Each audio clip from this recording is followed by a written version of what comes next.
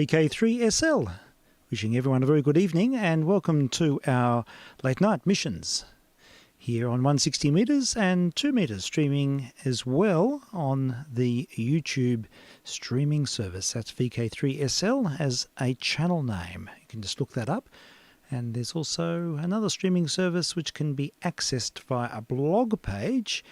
And that blog page is also my call sign, vk3sl.blogspot.com. And also there is a access via qrz.com as well. So multiple platforms here. Test missions.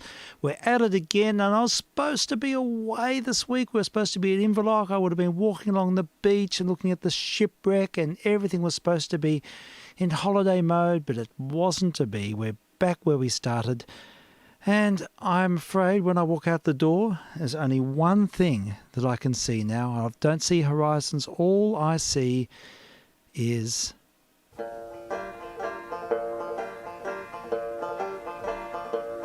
little boxes on the hillside, little boxes made of ticky-tacky, little boxes, little boxes, little boxes all the same. There's a green one and a pink one and a blue one and a yellow one, and they're all made out of ticky-tacky and they all look just the same. And the people in the houses all went to the university, and they all got put in boxes, little boxes all the same. And there's doctors and there's lawyers and business executives, and they all get put in boxes and they all come out the same. And they all play on the golf course and drink their martini dry, and they all have pretty children, and the children go to school, and the children go to summer camp, and then to the university, and they all get put in boxes and they all come out the same. And the boys go into business and marry and raise a family, and they all get put in boxes, little boxes all the same. There's a green one and a pink one and a blue one and a yellow one, and they all made out of ticky-tacky and they all look just the same. VK3sl in a box. I'm stuck here. I actually had an existential pang before. I was listening to Clint. Hi, Clint. If you're there, you're probably still doing your callback. But I was listening to Clint, and he was talking about Carl Sagan and star stuff and how we're all made of that. And I had one of those existential moments of, who am I? Where am I? What's happening? I'm in a box. I'm always going to be in a box. I'm going to die in a box. It's too much. So yes, all these things are sort of amplified by the current state of affairs. We've got to find something positive. Now, what have I got here? This is out of the box. This is one out of the box. It's a great song. It's by George Olsen, and it's about a great life. VK3.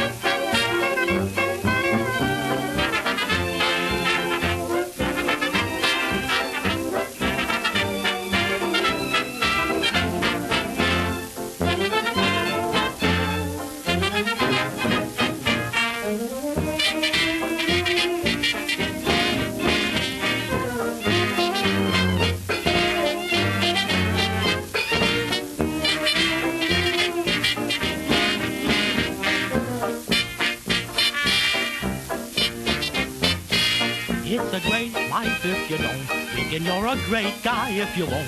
Weaken if you don't lose heart. The hardest part is the first 100 years. It's a great life if you stick to it. Yes, a great world with a kick. Do it if you come up strong. It won't be long till the sunshine appears. If you let him biff you, Mr. Gloom will knock you cold. Get him, never let him use the well-known stranglehold. It's a great life if you don't weaken, you're a great guy if you won't weaken. If you do give in, ain't no sin, it's still a great life.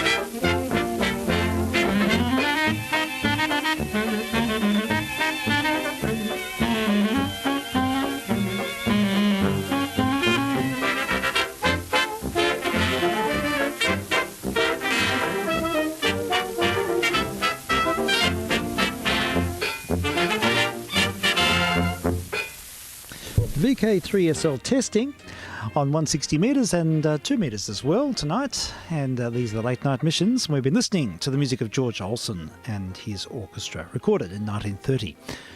It seems like there's another track here. I think he's put on side B. Let's have a listen. This is one of Mr. Prozoot's.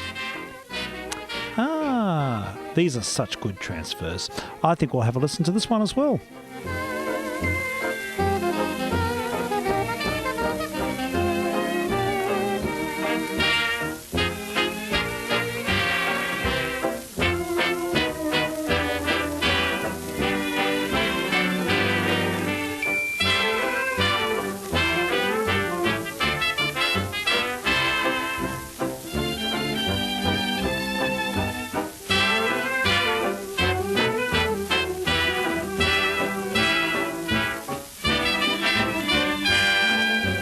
Will I ever find the girl in my mind, the one who is my ideal? Maybe she's a dream, and yet she might be just around the corner waiting for me. Will I recognize a light in her eyes that no other eyes reveal? Or will I pass her by and never even know that she is my ideal?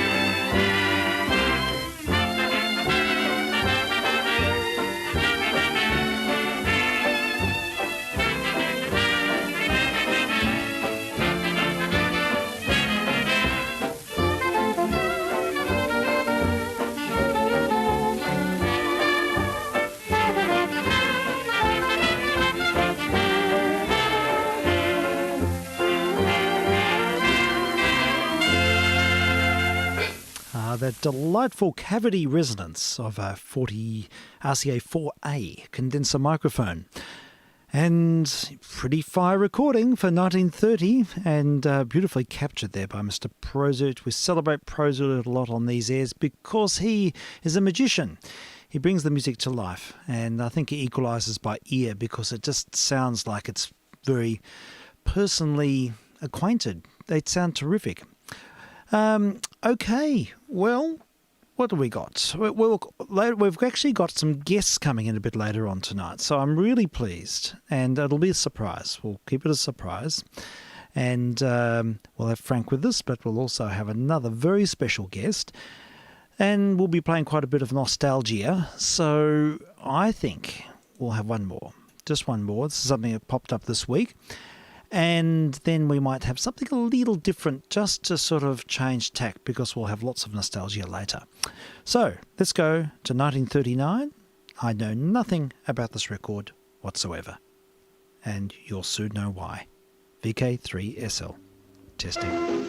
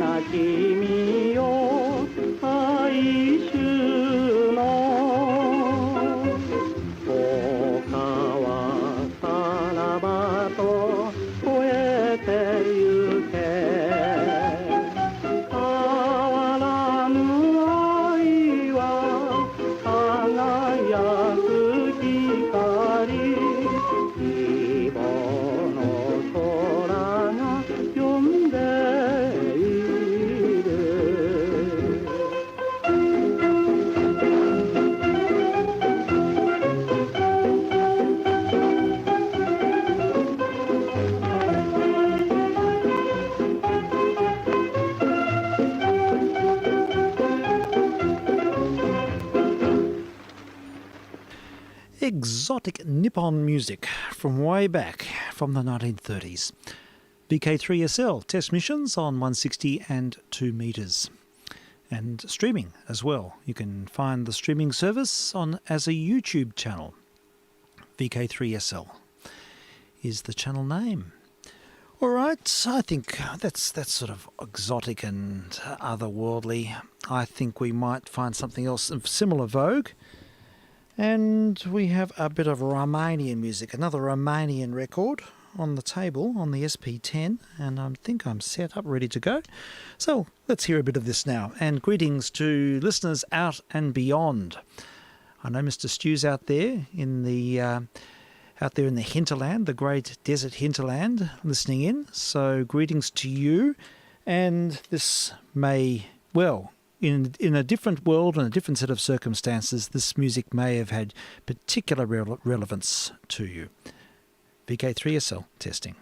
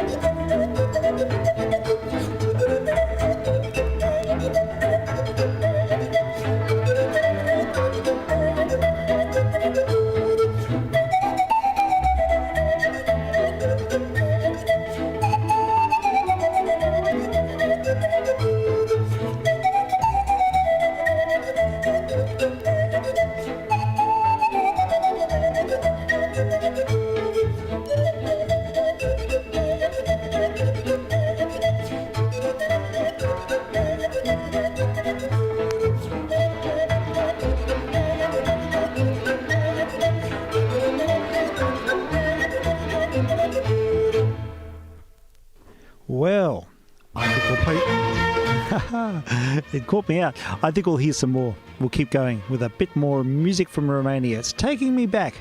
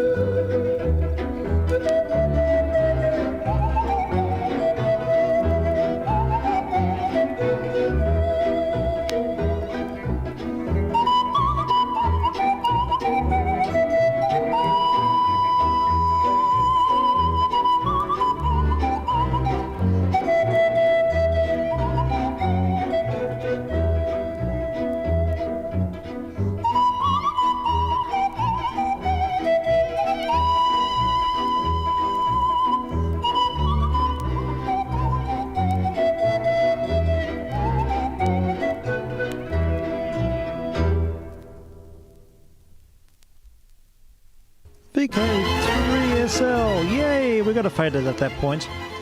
We're having a bit of a Romanian experience, and we'll come back to it for certain. That was George Zamfir and his group on a French label, and we featured tracks on that album before, but I quite enjoy that record, and I have it sitting here because it just brings me back to Romania.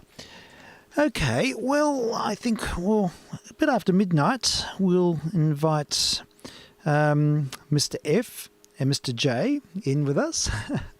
And before doing that, I'd like to play something for those who enjoy a bit of prog electronic or prog rock. It's probably more electronica in this instance. I know there are a few people who request contemporary styles, and I'm very happy to oblige. In fact, it's been really good for me to self-educate listening to stuff, and I did listen to Burning Vinyl this afternoon on 3CR on the AR8. Had that going while I was doing stuff out here. So yeah, It's a good topic. So I think we'll play a little bit of Cybertron. Cybertron's an album put out by The Clear Light of Jupiter was the name of the label. Can't remember the musician. Steve Maxwell von Broad. That's right. Steve von Broad is the artist, and he's still going strong.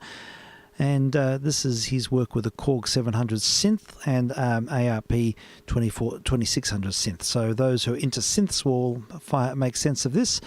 And I'll just play about 10 minutes of Cybertron from the album in 1976. This is vk3sl, testing on 160 and 2 meters and streaming online.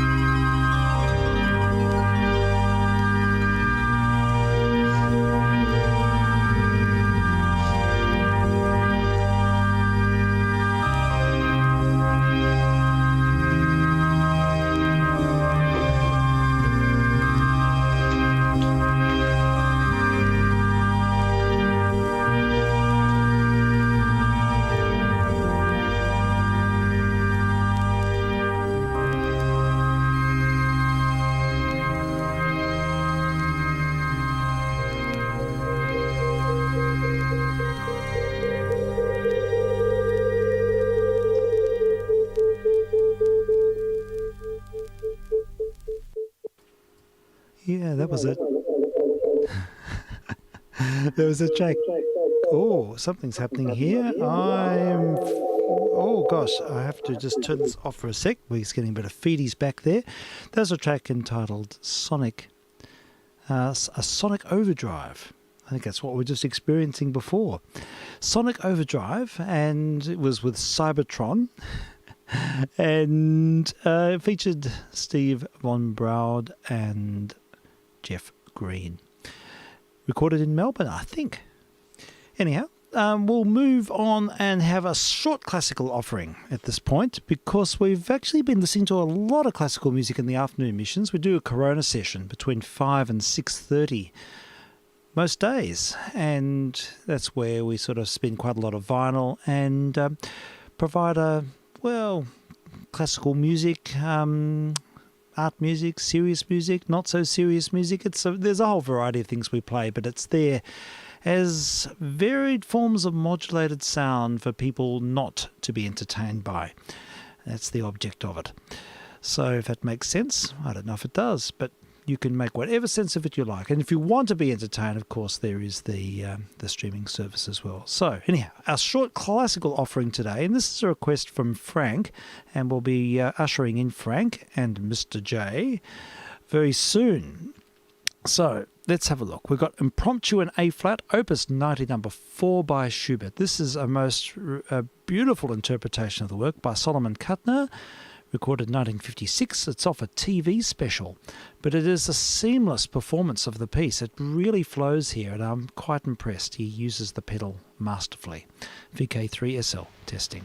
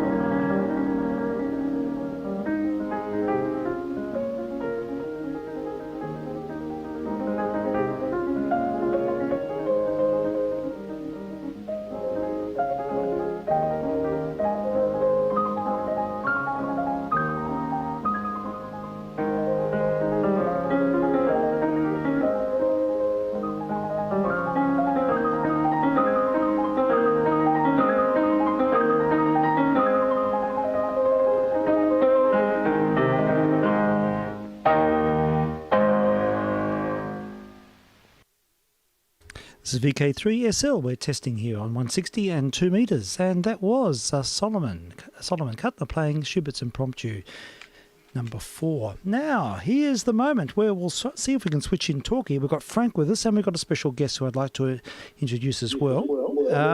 Getting feedback there, Frank. You might need to do something. Well, I wonder if Frank, if you can actually drop out, and then we'll bring you back in, because I think there's something untowards. It's okay. It's okay. Okay. I can fix it, Steve. Don't worry. Oh, you know what's happening? Here we are. Okay, good. But I can't hear you now, Steve. Oh, you can't? You can apparently hear me. I can't hear you on okay. Zoom. That's a bit of a problem. Well, maybe we need to. Well, maybe we'll bring in. Or this. Look, I'll take this moment to introduce Jamie, and then we'll see if we can sort out. Recording permission from. I don't want to record it. Oh, I know why you can't hear me. I know why. Unmute. Now you can hear me. Now I can hear you. I was muted. I'm getting used to this. It's a slow process. Anyhow, look, I'd like to take this opportunity to give a very special welcome to Jamie Kelly, who's with us tonight. And Jamie. Hello, Steve and Frank, it's lovely to be here at the Bewitching Hour. Yes. Hi, Jamie, lovely to be talking to you on Zoom, zooming together. We're all zooming. And I was thinking about that box song that you played, Steve, at the start, and I'm thinking, I wonder if there's some mask songs around the place. There probably is one somewhere. I think so. Now, it's great to have you here, Jamie, and I want to properly introduce you in a sec, but I think we'll just deal with a couple of housekeeping things. Frank, it sounds like you're using your computer mic and not your headset mic at the moment. Okay. Because I'm getting a fair bit of room ambience. And all right. Just hold on, Steve. So that's okay. Just take your time. And so we'll just sort that out, and then we'll have a nice, because we did a little test on our audio earlier on. Anyhow, for people who are not acquainted, Jamie is one of the foremost collectors of wonderful historic recordings, particularly Australiana. And Jamie's been really supporting our efforts here, and he's been very kind, very generous, and we've just got we owe a lot to Jamie for the range and diversity of material we use on the missions. And Jamie, it was an absolute privilege to see your collection a few months ago, and it was lovely having you over, Steve. I would love to have you more often. Well, it'd be nice to catch up regularly, because we share an interest. And anyhow, it's marvellous, because Jamie's collection is just beautifully maintained and catalogued, and it's really accessible. And you do so much, Jamie, to promote music, or to promote historic material with through making access, and I think a lot of people thank you for that. So it's my pleasure, and it's like our friend Mr. S says, if you've got it, you've got to make it available, otherwise it's no good. It's no good to locked away, being accessed by nobody. So absolutely, that is certainly my view, and that's why I've always readily made my collection available. Fantastic. That's really good. I always good. like sharing things. So yeah, it's wonderful. That's what it's all about. Yeah, good on you. That's great. Well, let's see how Frank's going. You there, Frank? Yeah, I think he's still getting sorted with his headset. I think he is. Yeah. Are you there, Steve? Yeah, it still sounds like you might. Up. Yeah, yes. it might be. I'm just trying to work out how I can alter that. Yeah, it's okay. Take your time.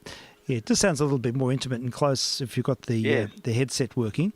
But that's okay. Take your time. There's no hurry at all. In fact, we could probably start with one. Jamie's forwarded me a Dropbox full of the most delicious range of recordings here. I'm looking through this list, and I think I'll stuff here I'd love to hear. So we are going backwards, folks. We are going into the world of old-time radio. So this is very much a history lesson. Radio and sort of some Australiana, but mainly radio related. Steve, I thought we'd start off with Mary Miller. Okay. Sure. She's someone I've told you about. She died tragically very young of cancer. She won She won the scenario in the late 40s, and she was very prominent in Australia, in Melbourne in the early 1940s, particularly on radio. So this is a 12-inch transcription. There's only one track on this disc for some reason. It's from the Kashmir Bouquet show, and it was recorded here in Melbourne by Broadcast Exchange. Fantastic. So perhaps we can play that. Yeah, and we you can will. hear the wonders of her lovely voice. Yeah, sounds excellent. good. Sounds good. Oh, you're back on board there too. Yes. All right, let's have a Cheers. listen to Mary Miller, and yeah, I think we're all queued up, ready to go. Cheers.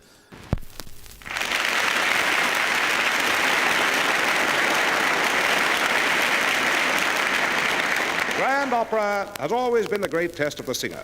Beautiful arias can be interpreted only by voices of great range and beauty. And tonight, such a voice brings you one of the greatest arias ever written, Titania's aria for Mignon. The singer is Melbourne's own Mary Miller.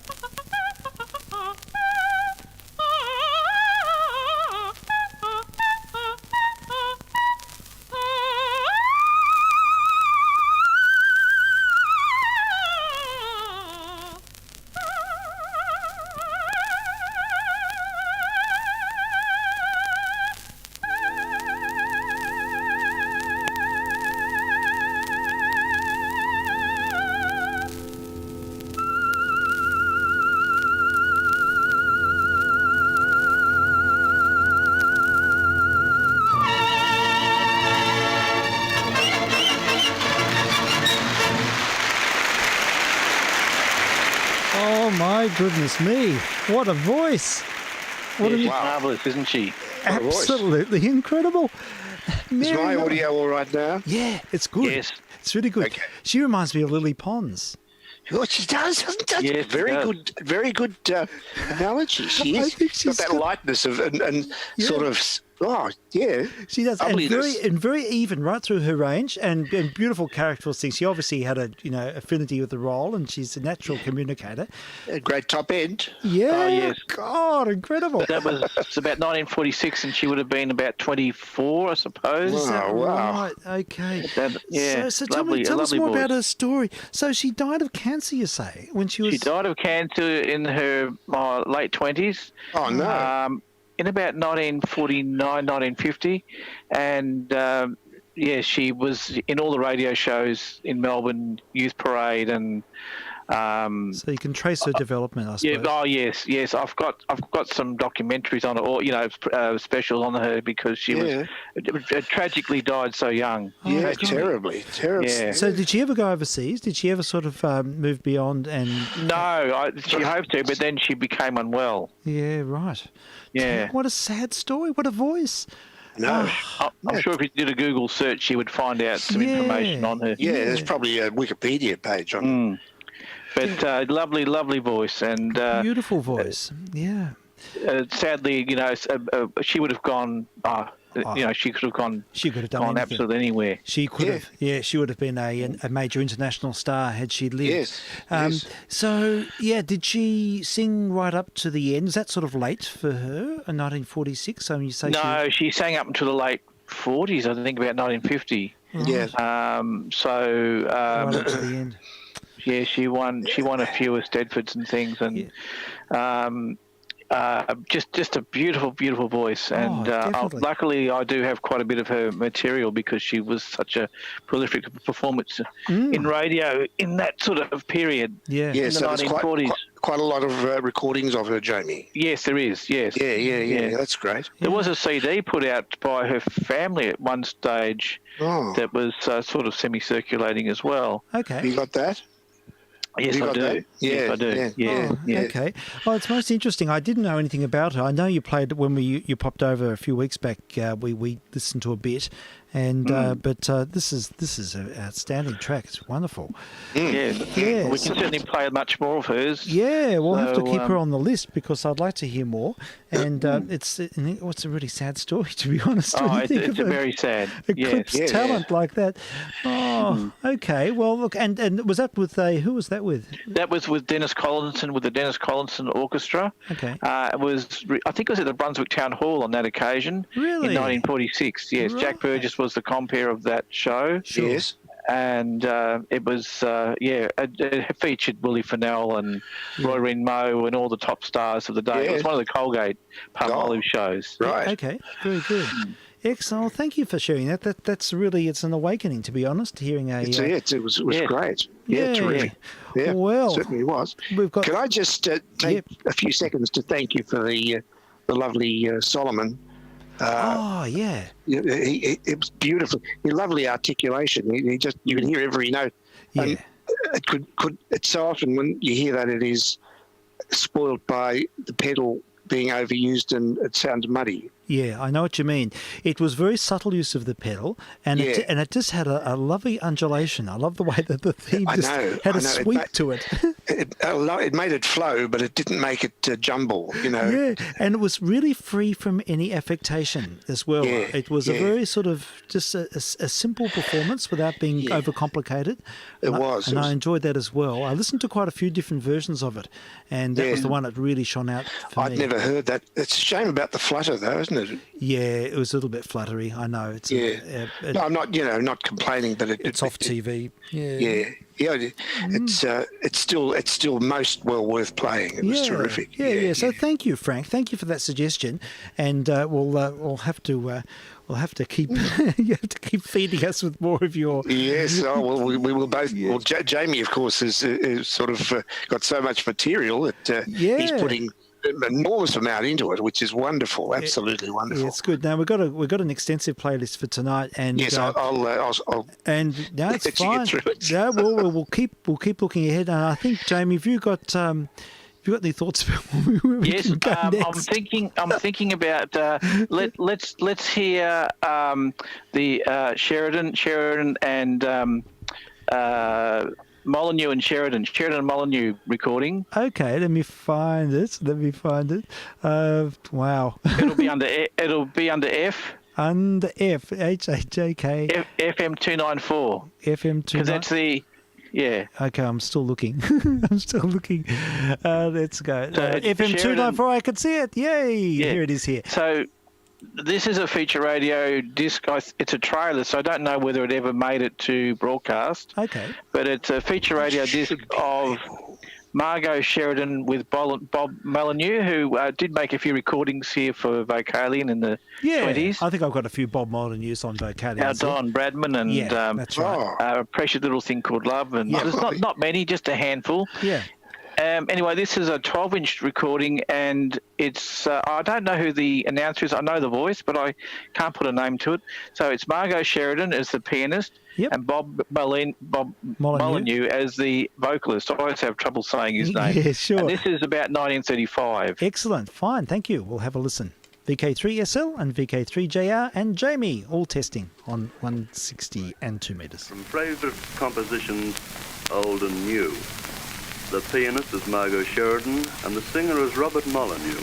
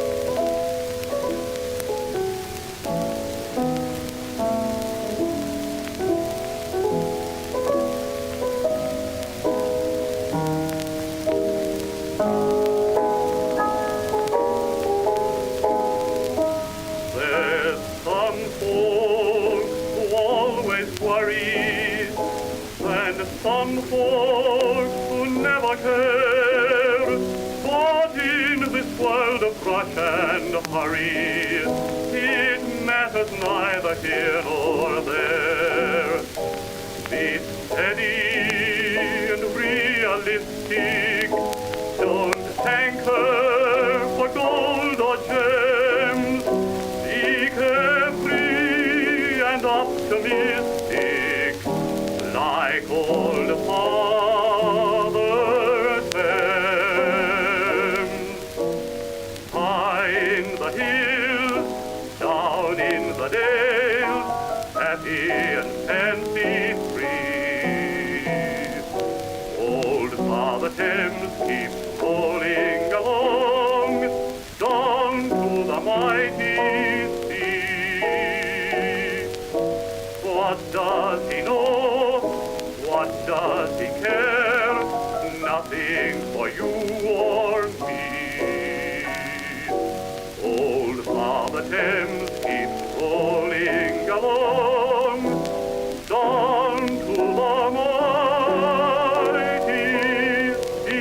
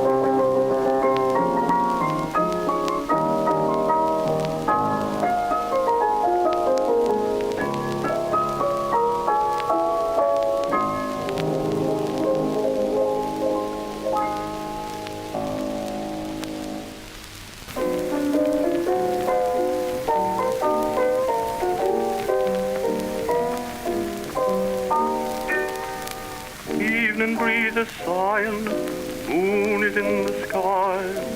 Little man, it's time for bed. Daddy's little hero is tired and wants to cry. Now come along and rest your weary head. Little man, you're crying, I know why you're blue. Someone took your kiddie car away. Better go to sleep now, little man, you've had a busy day. Johnny won your marbles, tell you what we'll do. Dad'll get you new ones right away.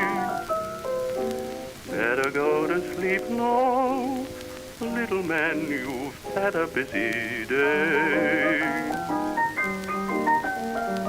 You've been playing soldiers, the battle has been won. The enemy's out of sight. Come along, there, soldier, put away your gun. The war is over for tonight. Time to stop your scheming, time your day was through. Can't you hear the bugle softly say?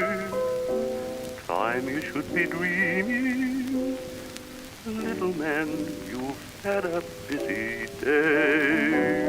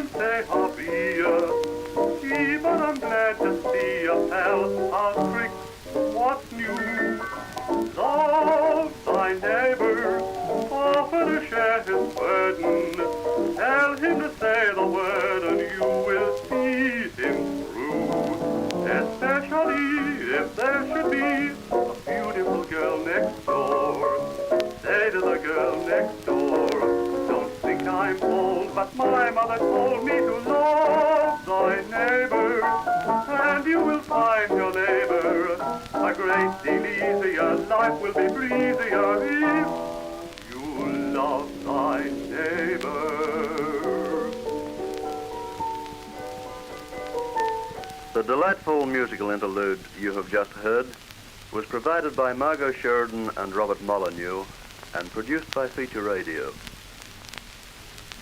Well, that's a rarity. And there you are, yeah. Wow, gosh. So FM 294, and Steve, I noticed all those songs are from about 1934, so yep.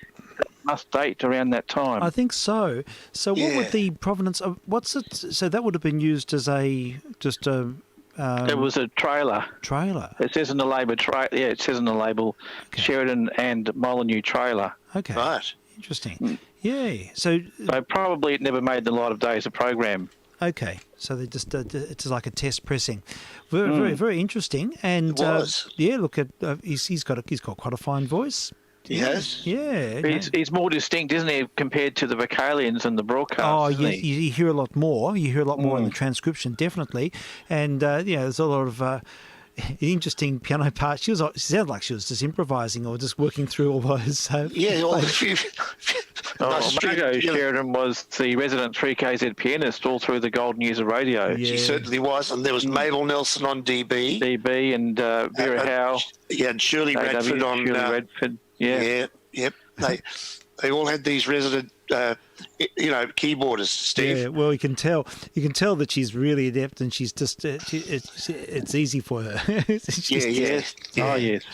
Yeah. So that was a very interesting recording, and I thought I'd share that with you. And, It was excellent to hear it, Jamie. Yeah. It certainly was. It's an interesting rarity. I had no idea, and it's a great sort of snapshot of radio from that time, from the 30s. Absolutely. Indeed. And it's remarkable in that sense too. And it's the sort of thing that they probably were doing live in the early days. They would have had artists just working live. And it's great. Probably the last recording known of Bob Molyneux, because he didn't sort of record after the Vocalion period. No, I don't sort of have any concept of his musical life beyond that time. There's a few records he made for Vocalion and so on. But do you know what happened to him? No, I don't. Yeah. No. Okay. Well, that's an interesting question. So that's good. Excellent. Well, Can I just say hello to our listeners? yes. And in particular, Mr. Stu in Tipperary. Is it cold? Well, it must be cold. It can't be anything else. Yes, Keep warm, Dave. I think you'll be warm. I think you'll be by the fire, and I'm sure he'll be hearing us, Steve, because he came up on Clint's session. yes, I did hear just before I switched good. across. I heard it came through quite clearly, actually, and so that's all good. And I had a look at the SDR at Foster, and it's holding up very well. So Yes, he said he was hearing Clint on 160 very well. yeah, look, I think it should be heard quite nicely. And Has he got any 160 metre transmit capability? I don't think that's in the arrangement. You need a fairly big pole and lots of radials, and You would, yeah. Well, you'd need a long bit of wire at least, anyway. yes, you would. And I don't know how practical that is, No, but no, certainly good receiving potential. That's for sure. that's it. So Yes, well, I sorry for the went out the interruption. door before when I put my guide dog Finley out for his last out, Yes. and it was very cold. It was extremely cold outside. Well, Yeah. just imagine how it is in the middle of the desert, yes, Jamie. yep. Oh, look, Absolutely. I think it'll be Mr. Stew will be well organised with these sleeping arrangements and. I hope he's snug and warm. Yep. He's very used to managing the bush, Jamie, Yep. and Yeah. managing living surviving and Absolutely. coping. Definitely. Well, Steve, I thought we could have an early advertising recording. I popped another one in your Dropbox. Okay. It's an SX. If you look for SX, SSS. I'll just keep SX, SX. scroll SX down the. down the bottom. Looking at the maybe SX 109 Purcell Rhymes. Purcell Rhymes. Yes, that's another thing I popped in. Yeah. So this is a very early advertising disc. It's the Gildash Orchestra. I hear Len Maurice. I don't know who some of the other vocalists are in it, but it's a very early single-sided Columbia disc from about 1930, 31. Fantastic. Thanks, Jamie. Well, let's have a listen.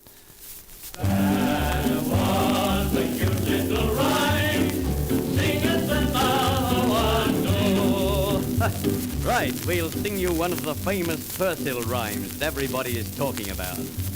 There was a fair maid of Calcutta who washed all her clothes in the gutter.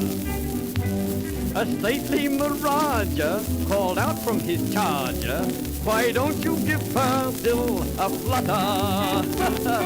There was a good Purcell rhyme. Sing us another one. Now Georgie took Maudie and sat her high up where the breezes got at her. But Maudie said, "Oh, let the wintry winds blow. I use Purcell and so it don't matter." That was a good Purcell rhyme, and here is another one. Come on, Neil, tell them all. A flea and a fly were debating. The flea said, "I'm not overrating. Purcell makes sheets so white they can see me at night, and it really is most aggravating." Oh my, and now we know why the flea and the fly are the blue. A young young mannequin was caressing a man who loved her for her dressing. He said to her, Flo, do you use so and so? I use Purcell, she said, so stop guessing. That was a good Purcell rhyme. Now tell us what Purcell will do. Purcell is an entirely new washing method which has swept all England and Europe and is now sweeping Australia. It not only washes the clothes as they've never been washed before, but it cleanses, freshens and purifies everything washable in the home. 3 million women, they say, use Purcell in England today. Now an actor once had a reversal. So one day he held a rehearsal. He said this has been a must make his jokes cleaner. So he took them and rinsed them in Purcell. That was a cute little rhyme, and it just showed what Purcell will do. It saves you all labor and time, and it's made in Australia for you. That was There you brilliant. Fantastic. Yes, I was wondering where that was going in a couple of times. I was wondering where they might go with the... They certainly stretched it out, didn't they? You said they did. Yeah, so that's an Australian product from the 30s, I suppose? Probably about 1930, 31. 30? Yes. Wow, it's Yeah. interesting, isn't it, to hear advertising from that far back. Yeah. Certainly is. And on the label, it credits Len Maurice as the composer Does it now? of that jingle, of that the tune. words. Yeah, well, the Yes, tune... of the words. Yeah. Well, the tune is a famous tune. I've got quite a few. It's a famous tune. It's all sorts of rhymes I've heard sung to that tune. Yes, that's it. But he's done well. Now, look, that's a beauty. It's amazing to hear.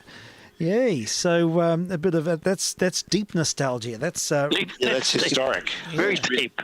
That's history. that's brilliant. Well done.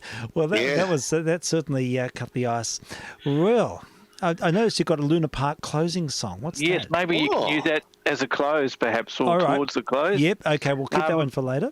Why don't we go to Mo? Because this is Mo in 1937 when he first came to radio. And again, this is with feature radio. And he did this. These were 5-minute programs on every night at, I think it was 10 to 7 or 5 to 7, sponsored by Brighton May. Yeah.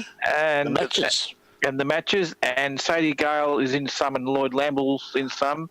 I don't know how long the series went for, but there are 6 episodes on each disc. They're little 5-minute episodes, and this is, I think, episode 148 or something like that. Okay. Excellent. Terrific. Let's have a listen. VK3SL and VK3JR. Episode 148.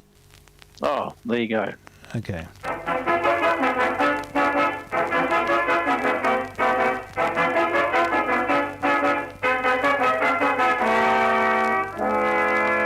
Presenting Mo, Roy Reen, Australia's Prime Minister of Mirth. Ladies and gentlemen, I now take great pleasure in singing a little ditty entitled, You Can Drive a Horse to Drink, but a Pencil Must Be Lead. Thank you, Professor.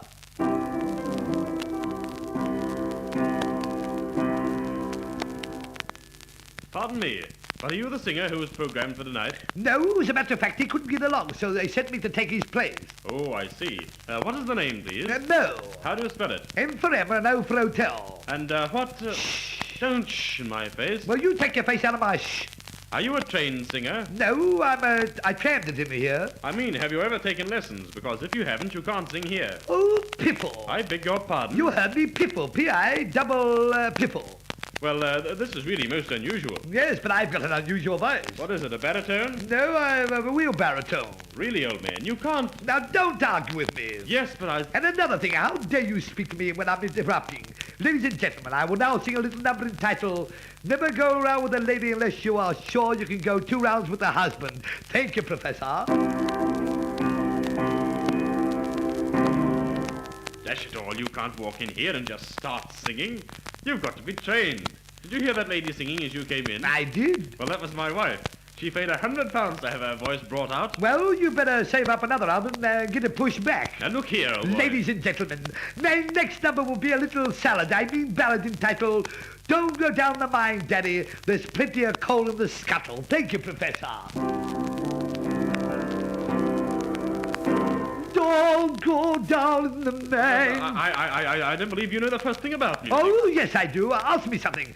Go on, ask me all you know. It won't take more than a minute. Go on, ask me. Very well, I will. Very well, you will. Now, what is allegro? Restraining influence on a cow.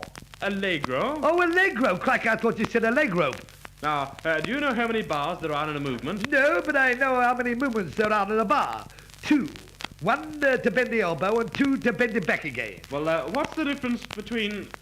run away. Now, listen, don't worry me with something else with your silly riddles. I'm going to sing. Yes, but... Ladies and gentlemen, for an old car, I have much pleasure in singing a little song entitled Roses are red, violets are blue, I can row a boat, canoe, canoe. Go on, Professor, please. Roses are red. How do you know you've got a radio voice?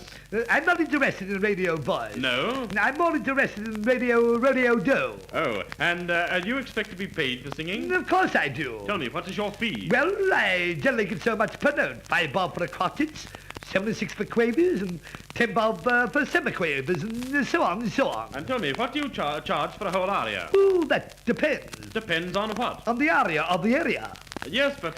my final number, ladies and gentlemen, my final number will be the underwear song. The underwear? Yeah, underwear my baby is tonight. Thank you, Professor, please. Underwear my baby Just a minute. Charleston. If you... underwear Excuse me. Oh, what's the matter, old man? If you insist on singing, let's come to terms.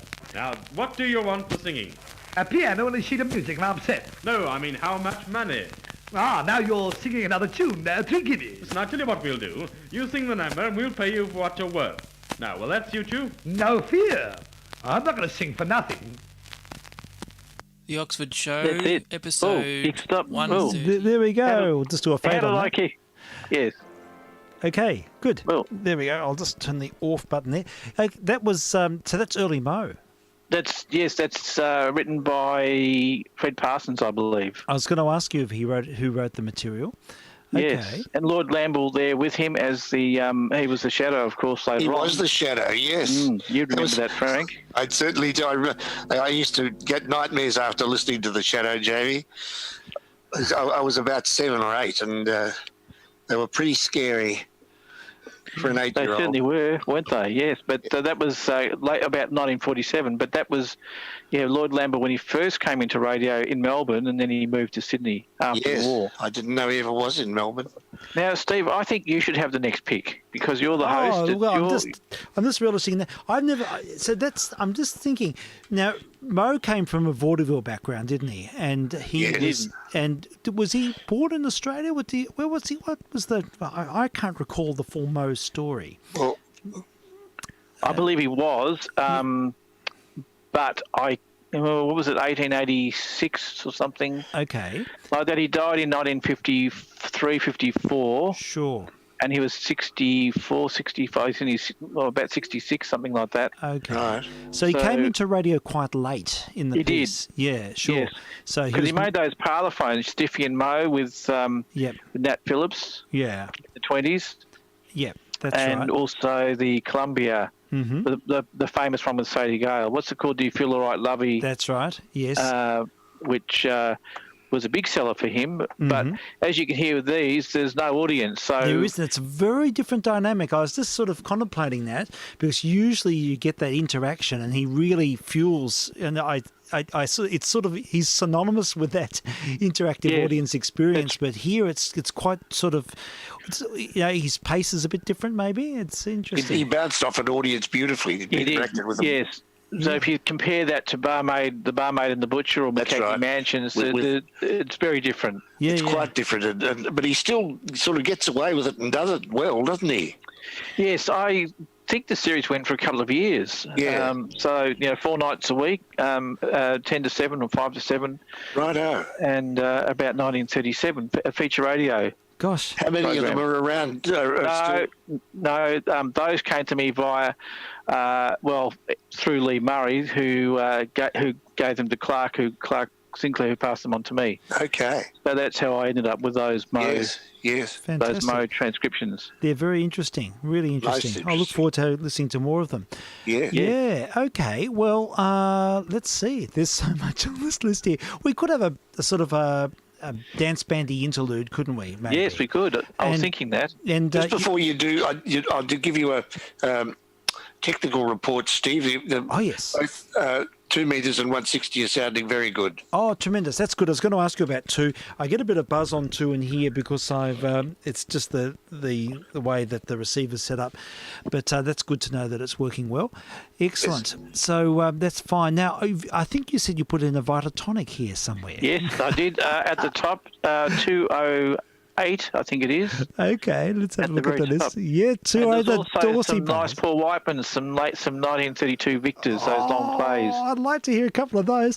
Well, look, me too. Yeah. Well, look, let's have a interlude. And now I should let the audience know that those who are familiar with the afternoon missions and have been listening for a while might be aware that we've been playing quite a lot of these Vitatone associated transcription records, and they're Hillendale records, they're transcription records, and they were used for sort of incidental music, weren't they, Jamie? Is that was the sort of their main use? Well, they actually had programs with them in because they both incidental music and also programming. Okay. They used to have sessions. They used to have the associated or the Vitatone sort of half hour and things like that. Okay. At different times, and well, if they just needed a quarter hour fill, they would. Yeah, sure. They would pull them out. Okay. Well, we can hear more about it when we hear the Paul Robertson track because there's a nice piece with Eddie Barmer who talks about 3KZ and the world records there. Oh, good. Good. Okay. Right. Well, we'll come to that. So now let's have a listen then to this excerpt with the Dorsey brothers, and I think we'll just play the first track or two, maybe, because it's quite... Dinah. Yeah, the first 2 tracks of the Dorsey brothers. Oh, fantastic! Well, that'll be great to hear. Now, the wonder of these Vitatone records is the fact that they're really hi-fi. They sound incredible. They're recorded with the latest Western Electric equipment, and it captures the sound superbly, and you just get this incredible time machine back to the 1930s in its full glory. So let's have a listen. Dorsey Brothers Orchestra. This is VK3SL and VK3JR and Jamie, and we're having a great old nostalgia session tonight on the missions. You certainly are. Yeah. Here we go. It's about to queue up, I think. There's always a bit of a lead in with these, isn't there? And I think we're almost... Oh, no, I know why. Look, we'll just do a retake on that because I didn't have I had the button turned off. Right, take 2.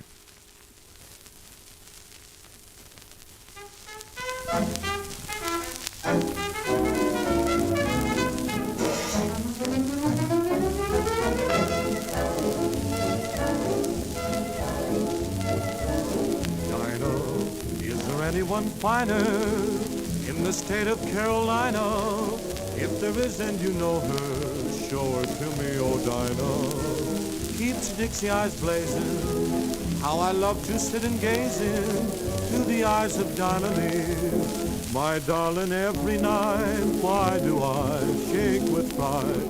I'm shaking 'cause Dinah might change your mind about me. Dinah, if you wandered to China, I would hop an ocean liner just to be with Dinah Lee.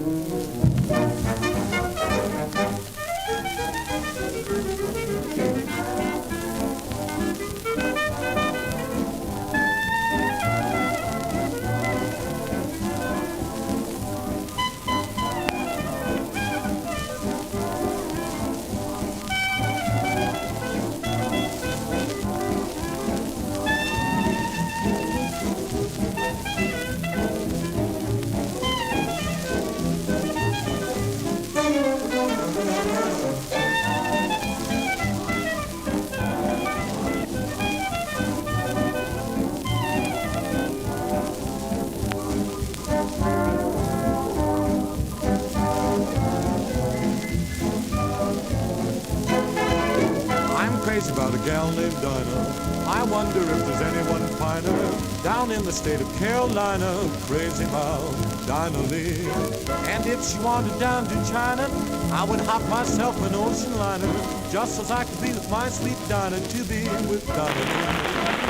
Every night, why do I shake with fright? I'm shaking 'cause dynamite change your mind about me. Dinah, if you wanted to China, I would hop an ocean liner just to be with Dinah Lee.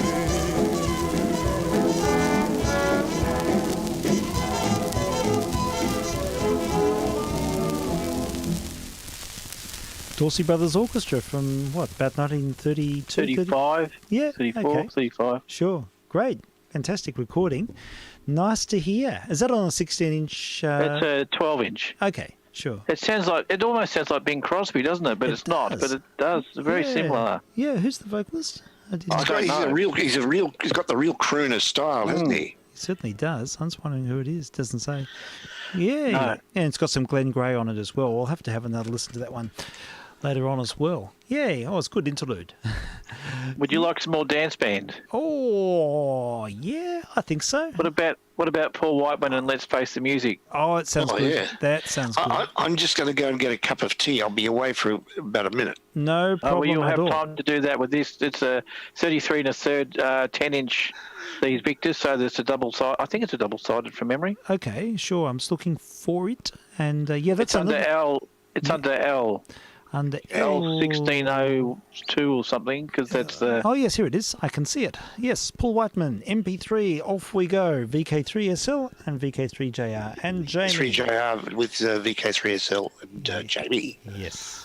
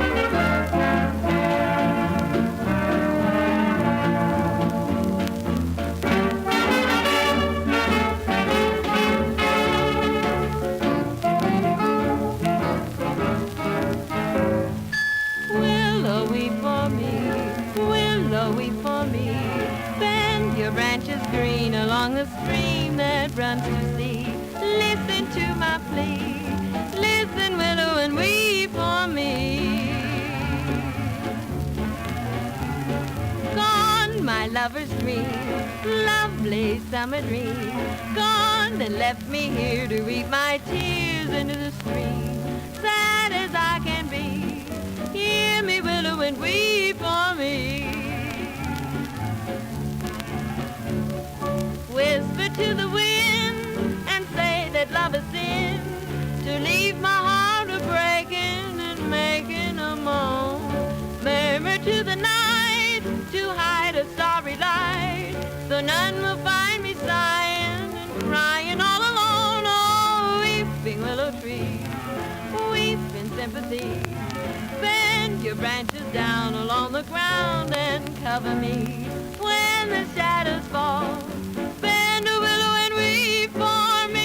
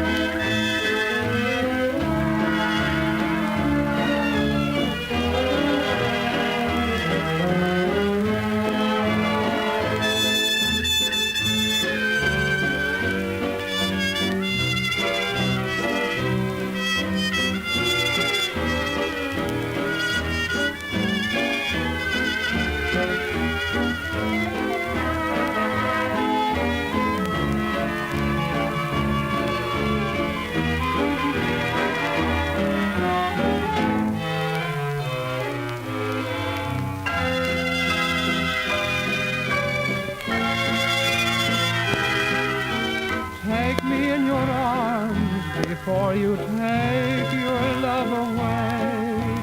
Take me in your arms before we part.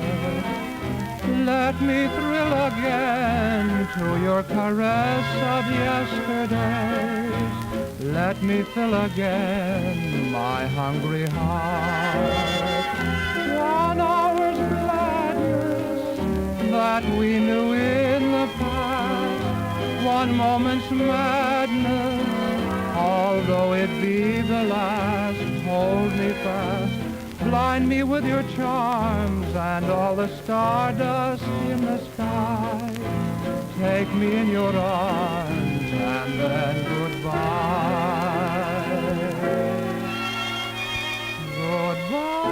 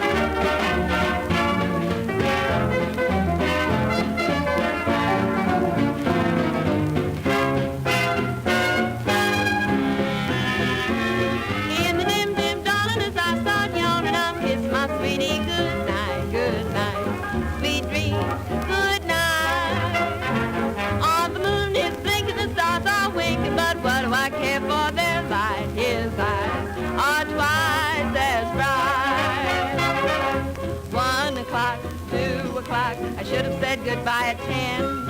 4 o'clock, 5 o'clock, I start saying goodbye again. When the dim dawning as I start yawning, I'm kissing my sweetie goodnight, goodnight, sweet dreams, good night.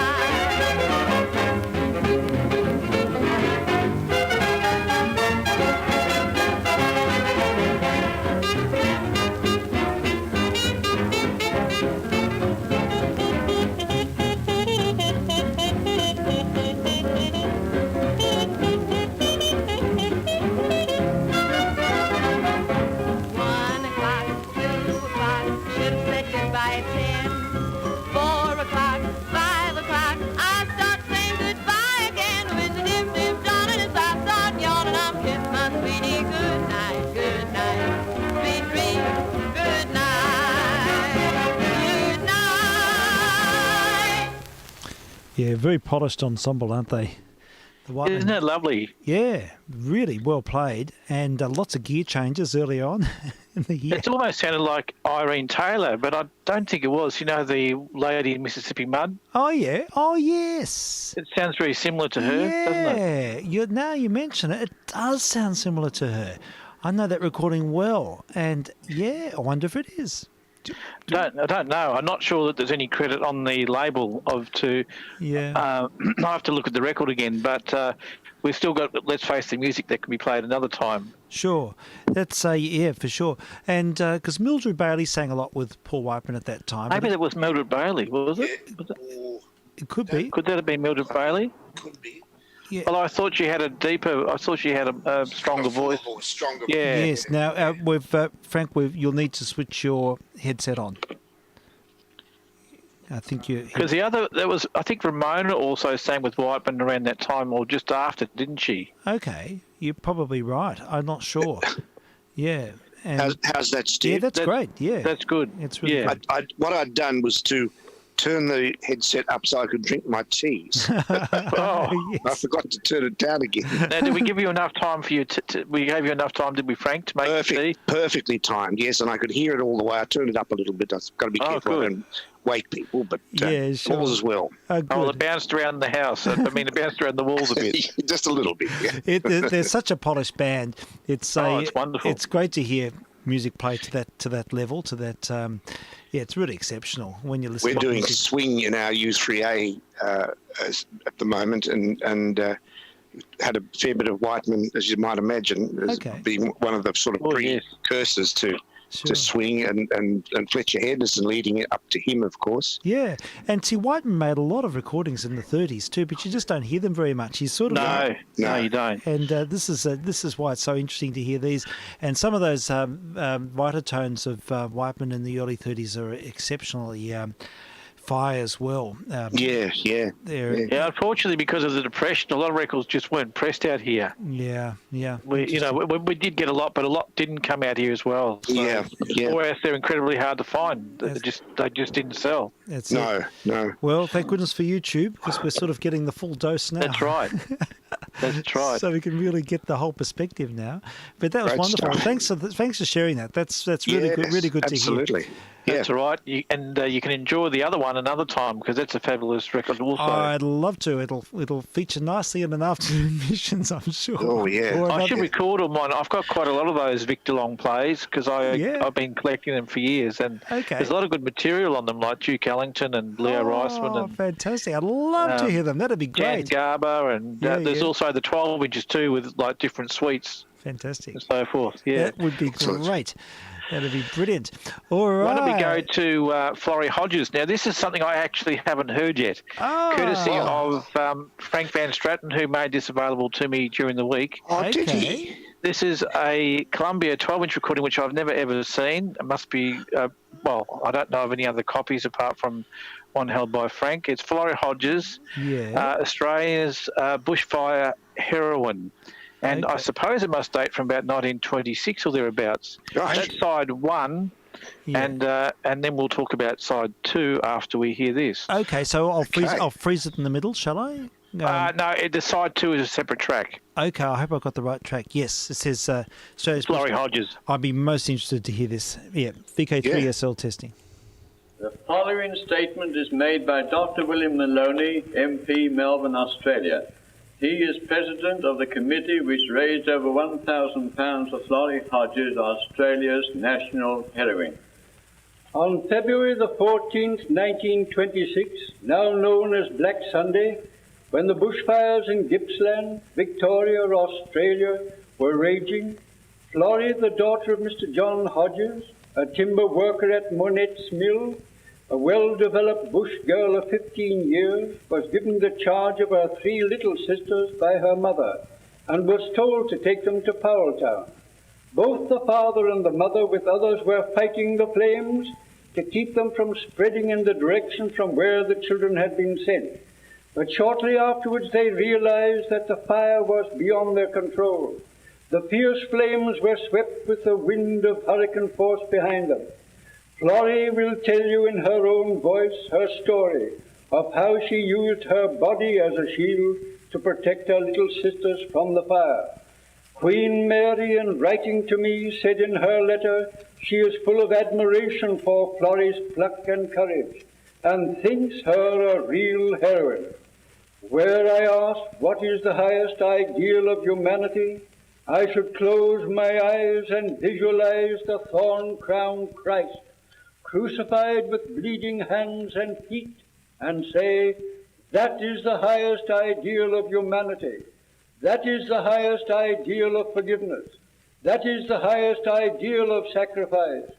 Sacrifice for the welfare and uplift of every man, of every woman, and of every child.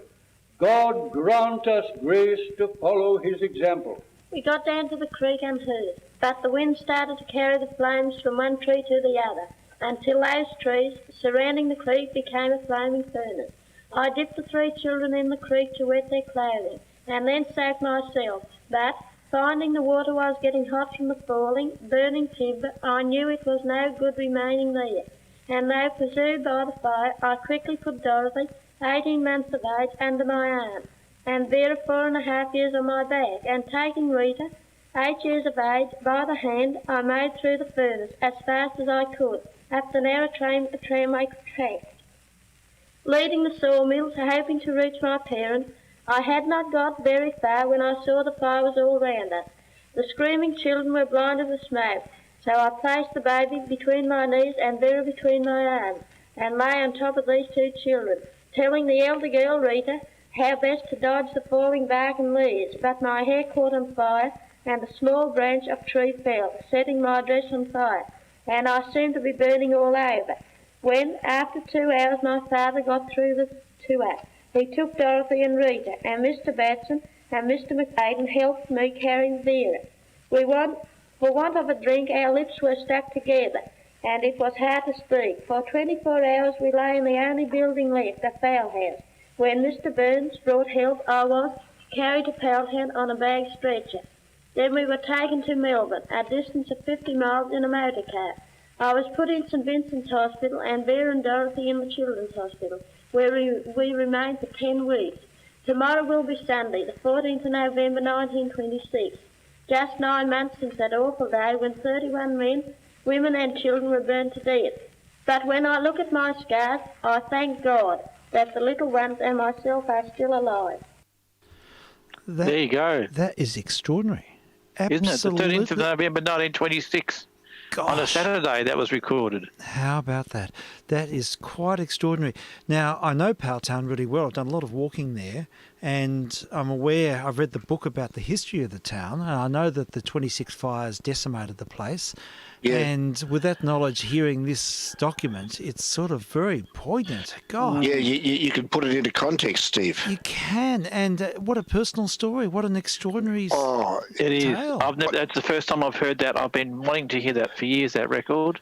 That is an amazing effort. Even though it was all written out for her, I mean, she just did an amazing job for a 15-year-old.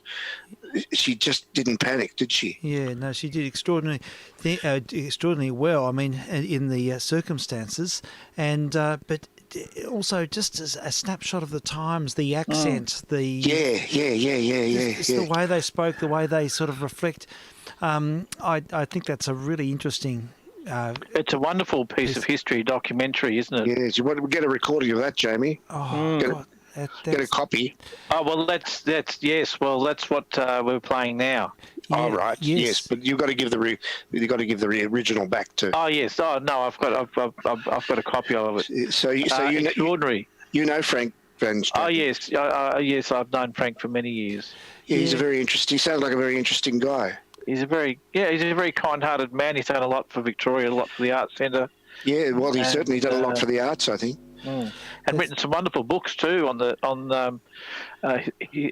Tivoli, I think, and various other theatres. And very good author. Yes, he's a great historian. I think arts historian. You know. Yeah, he is. Now, do we know the background to that? Was it recorded to Vocalion, or where was it recorded? No, it was recorded in Sydney on Columbia. On Columbia, right? It's a 12-inch Columbia disc. I've never seen. I mean, I've never seen it apart from this one copy, and.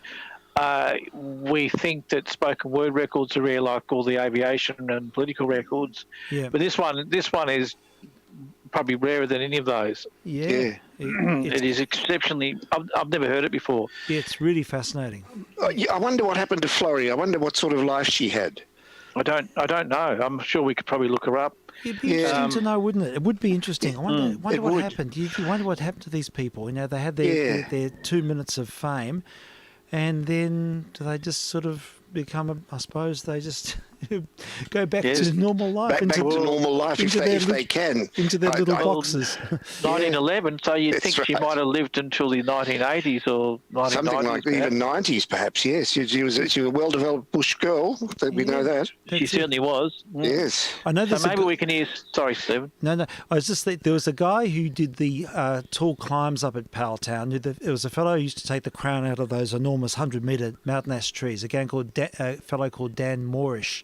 And he was in a nursing home, I think about the age of 100 recently. And I was going to go in and interview him. I really wanted to because he featured a lot in these stories. And he was the guy who'd climb without any protection right to the top of those massive mountain ash trees, nearly 100 metres up. Wow, that's hard to imagine. With an axe, and he'd have to cut himself a shelf, put in a plank, and stand on the shelf and take the crown out of the tree. And he'd have a single bit of rope around his middle because the tree would, when the crown came out of the tree, that's the top 10 metres, the tree would flex like a big swing.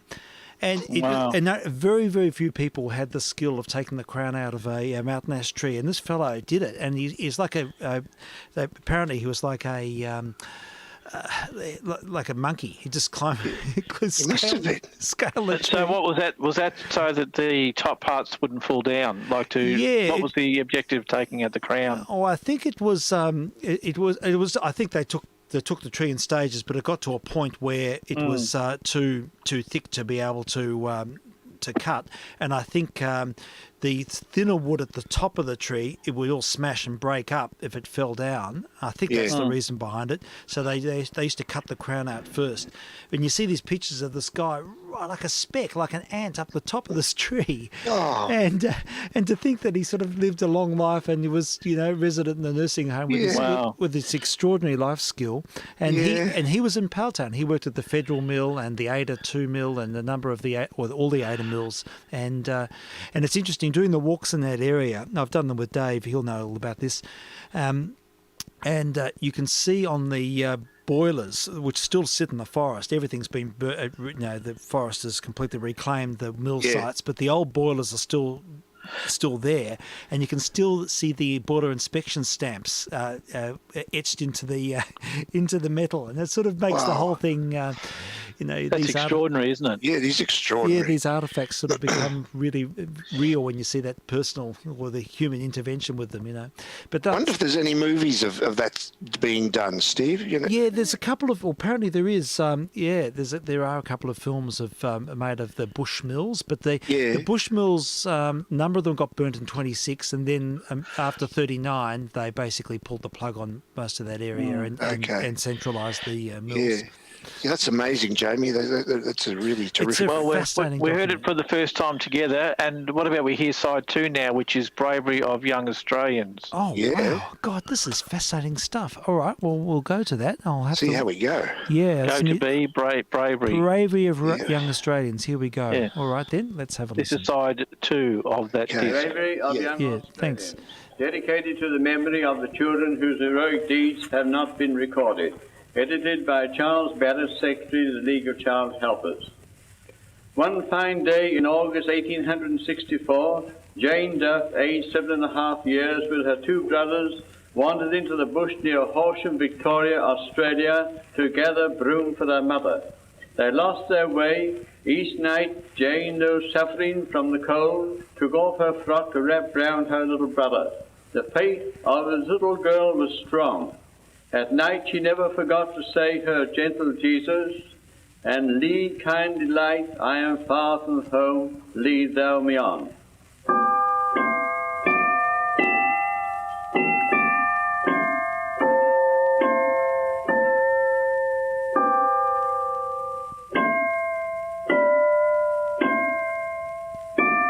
Their frantic father, a shepherd with 2 black trackers, and others tracked them from camping place to camping place, but not until 8 days and 9 nights had gone were the children found, having had no food and only one drink, and were nearly dead.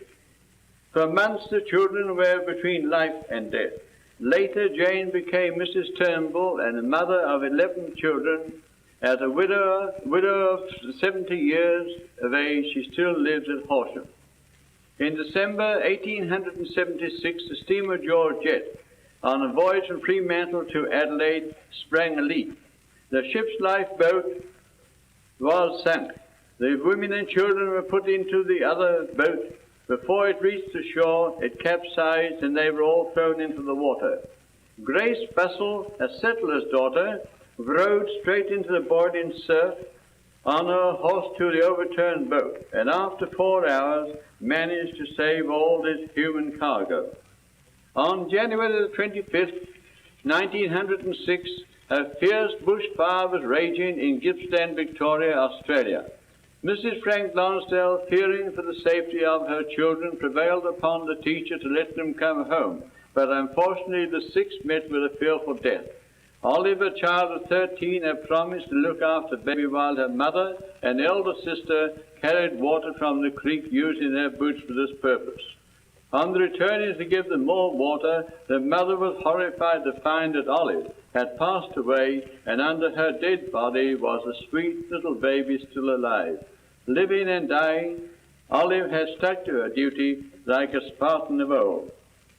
Willie Bacon, of Coonamble, New South Wales, Australia. The father, a sleeper cutter, was 100 miles away at work.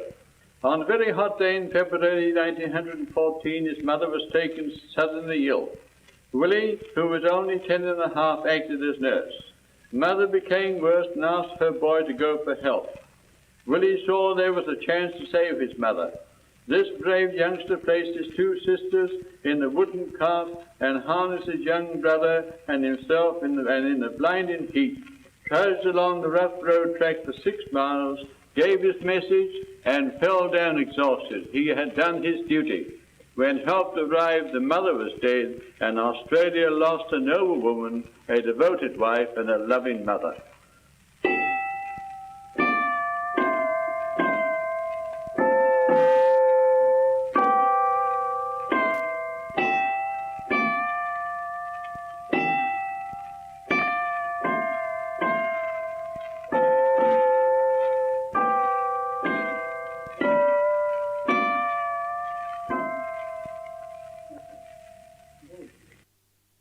Sounded like a church bell, didn't it?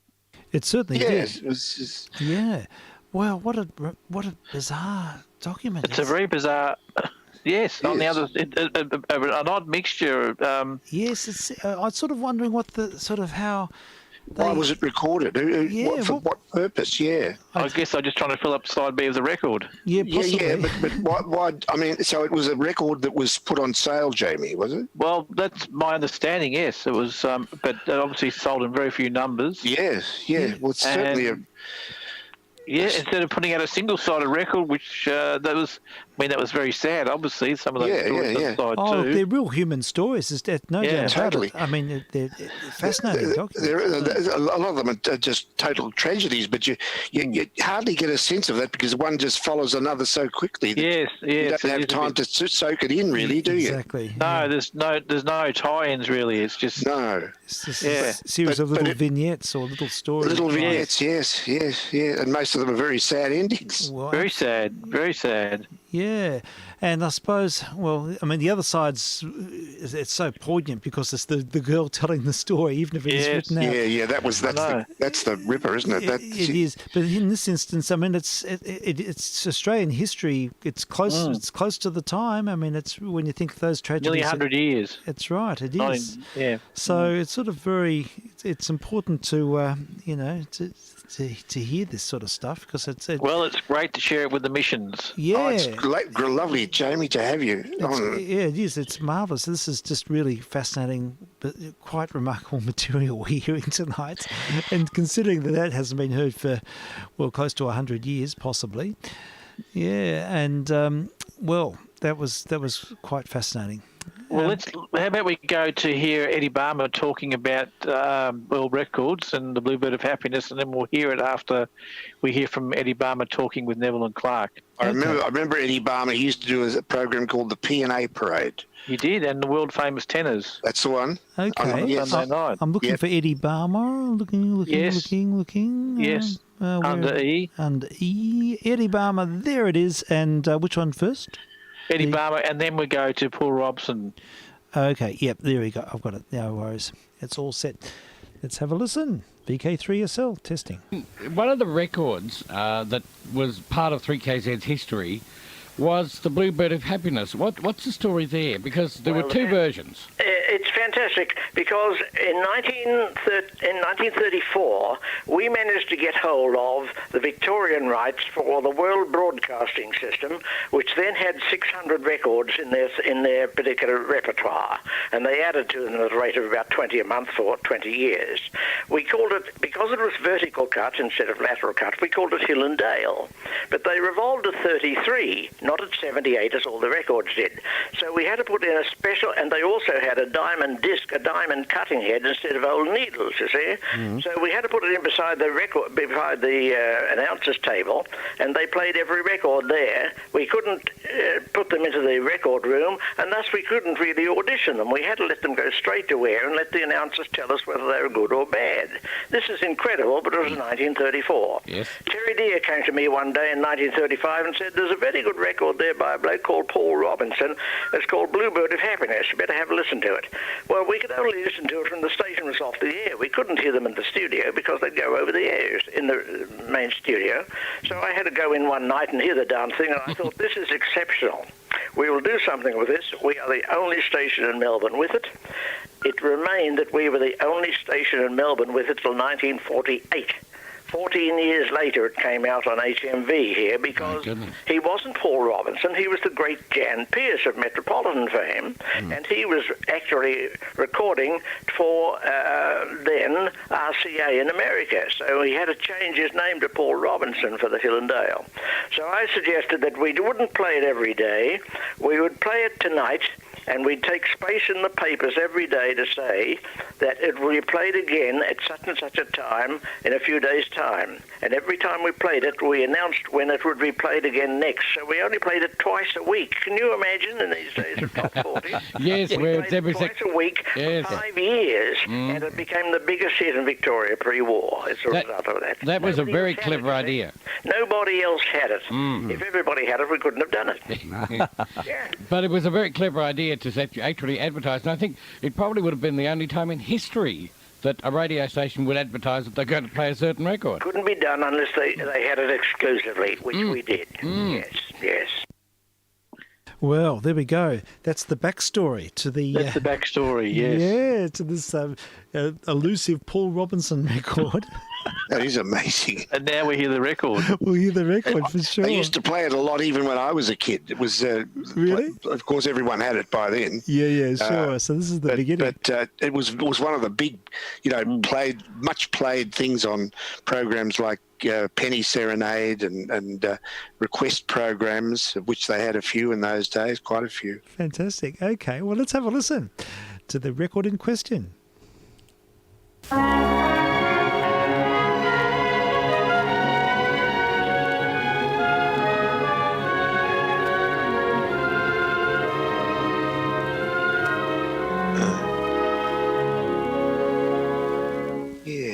The beggar man and the mighty king are only different in name, for they are treated just the same by fate. Today a smile and tomorrow a tear, we're never sure what's in store. So learn your lesson before it is too late.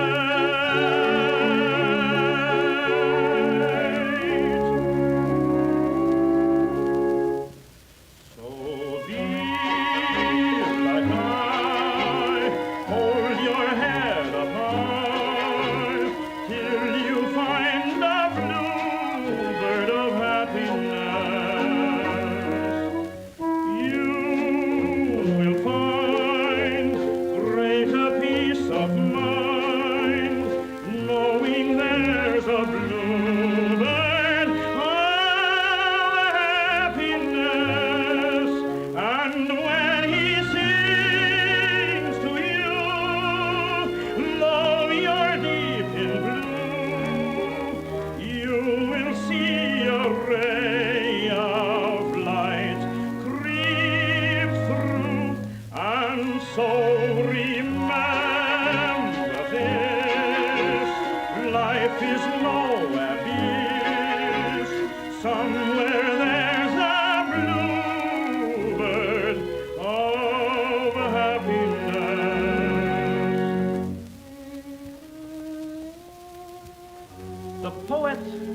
With his pen, the peasant with his plow. It makes no difference who you are. It's all the same somehow. The king upon his throne, the jester at his feet, the shop girl, the actress, the woman on the street. It's a life of smiles and a life of tears. It's a life of hopes and a life of fear. A blinding torrent of rain and a brilliant burst of sun. A biting, tearing pain and bubbling, sparkling fun. And no matter what you have, don't envy those you meet. It's all the same, it's in the game, the bitter and the sweet. And if things don't look so cheerful, just show a little fight. For every bit of darkness, there's a little bit of light. For every bit of hatred, there's a little bit of love. For every cloudy morning, there's a midnight moon above. So don't you forget, you must search till you find the bluebird. You will find peace and contentment forever if you will be like I. Hold your head up high till you see a ray of light and cheer, and so remember this: life is no abyss. Somewhere there's a bluebird.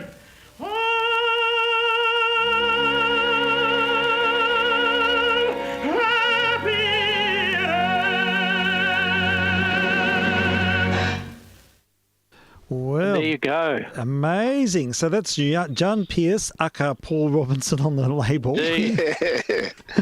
And that's the record in question that they were talking about, I presume. That is the record, yes. That's the that's the it's a actual 16-inch disc. Yes, it's a 16-inch disc inside start. Wow. And a lot of history to that. Isn't that incredible to think there's all that mythology based around that particular record? Yes. Yeah, it's fantastic. Oh, It's a lovely version too. It in my is. mind. Oh, yeah. No, it is. It's beautifully sung. It is. I think he's done another version. I'm not sure that's the version I heard, in the 50s. He did a later version in about 48, and he changed the word. Instead of the man on the street, it wasn't the woman in the street. The woman in the street, yeah. Changed, yeah, that's right. Well, he sang the woman in the street there, and I think he changed it to the man in the street. Oh, okay. Yeah, there's definitely a change. I think that was it. I think that was it. I think male dominance was well to the fore by the late 40s. Yeah. But isn't that incredible to think there's that mythology, that story attached to that very record? It sure is. It sure is. To think that yielded so much power to think. No, I know. Well, yes, if you read the 3KZ story by R.R. Walker, there's quite a bit about it. Okay, I've got that book on the shelf book. here. I'll have to have a look at that. I will. Yeah. I will. It's good. Well, thanks for that. That's great. It's a great story too. Yeah. How about we go to another bit of Australiana, Jacqueline Ramond. Okay. And there's two tracks here, but we'll just play the first one. Yeah. This is a recording for Columbia from about 1977, and it's called let me see, Australian Bush. That's right. Yeah. Okay. Australian Bush. So let's have a listen to that. Excellent. Good. Let's cue it up.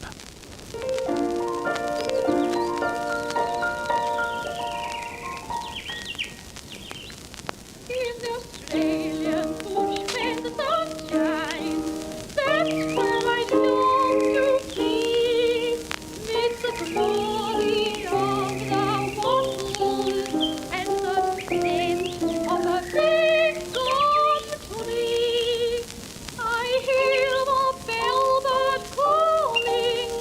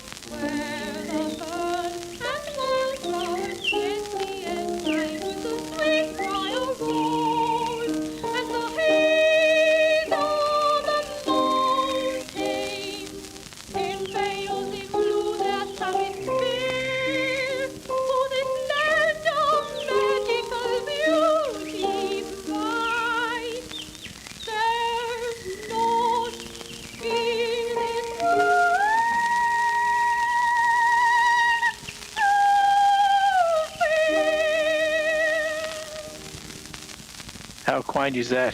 Beautiful. In the Australian bush. Yes. Jacqueline Remont. How old would that be, Jamie? About 1937. Okay. Yes.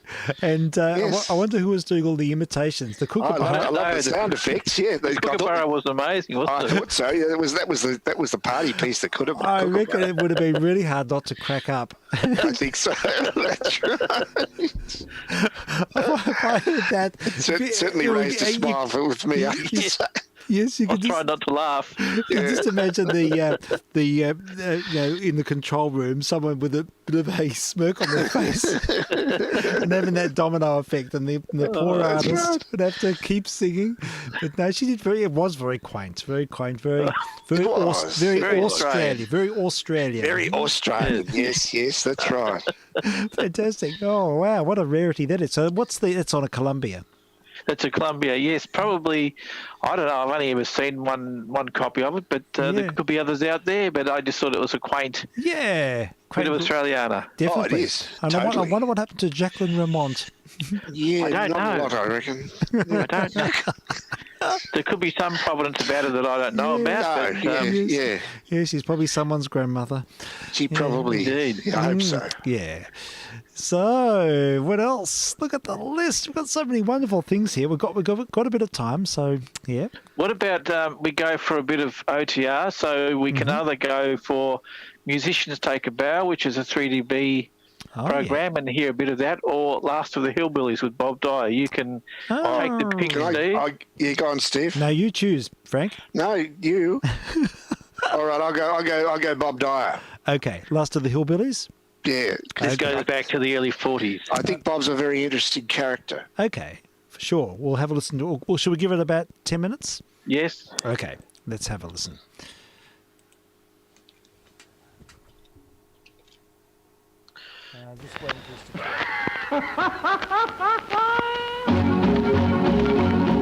Presenting the Last of the Hillbillies, Bob Dyer. With Smokey Dawson and the Mountain Men. And here is Bob Dyer.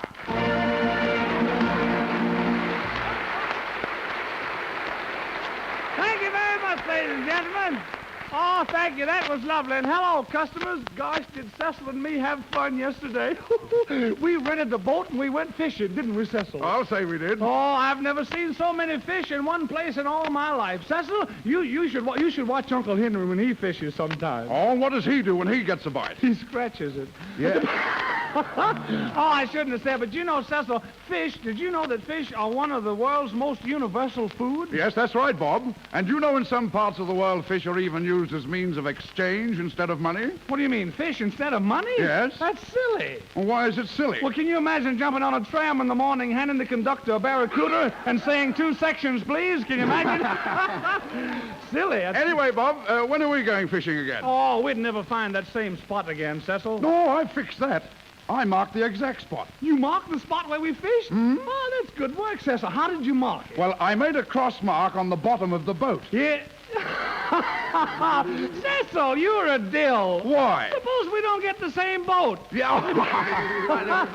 I don't get it. Well, anyway, Cecil, we've got a little number here, a little number that's really a southern number, a sleepy number. As a matter of fact, it's called When It's Sleepy Time Down South. Boys, let's play this awful pretty, shall we? Here we go.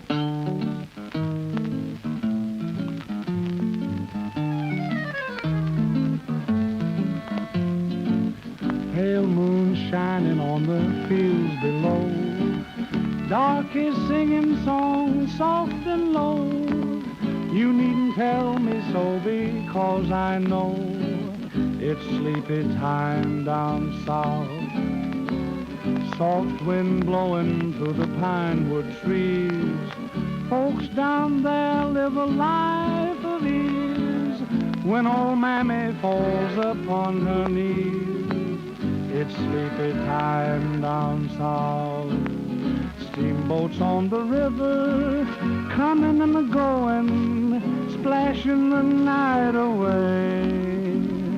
Hear those darkies singing, hear those banjos ringing, they dance till the break of day. Dear old Southland with your dreamy song, Take me back there where I belong. Let me linger in my mammy's arms when it's sleepy time down south.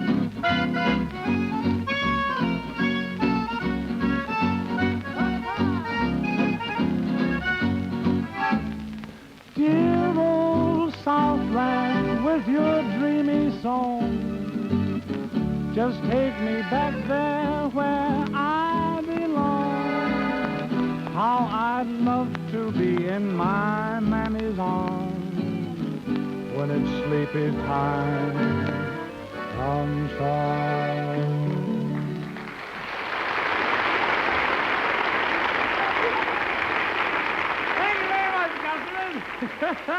Sleepy time down south. I was mighty pretty, that middle part there in G and D7s. I like that, Herbie. You know, I'll never forget. That reminds me of my Uncle Henry, sleepy time down south. I'll never forget the time me and Uncle Henry, he took me on a fishing trip for 6 days in a row. 6 days we went fishing, Monday to Saturday. No kidding. Monday we sat all morning. Uncle Henry caught a whole string of fish, and I didn't even get a bite. Tuesday, the same thing. Wednesday, I really tried hard, but nothing happened. He caught a dozen beauties, and I didn't even get a bite. Well, Thursday and Friday, the same thing happened. Uncle Henry caught all the fish, and all I got was wet feet. So on Saturday morning, I said, what's the use of me going, Uncle Henry? I'll never catch a fish. He said, you will today, nephew, because I'm staying home. He said, if I ain't there, you're sure to catch the fish. So I grabbed my rod and some bait, and away I went, and I went to the river. I sat down, I baited my hook, and I threw it in. No sooner had the bait hit the water than a great big fish stuck his head out and said, hey, where's Uncle Henry?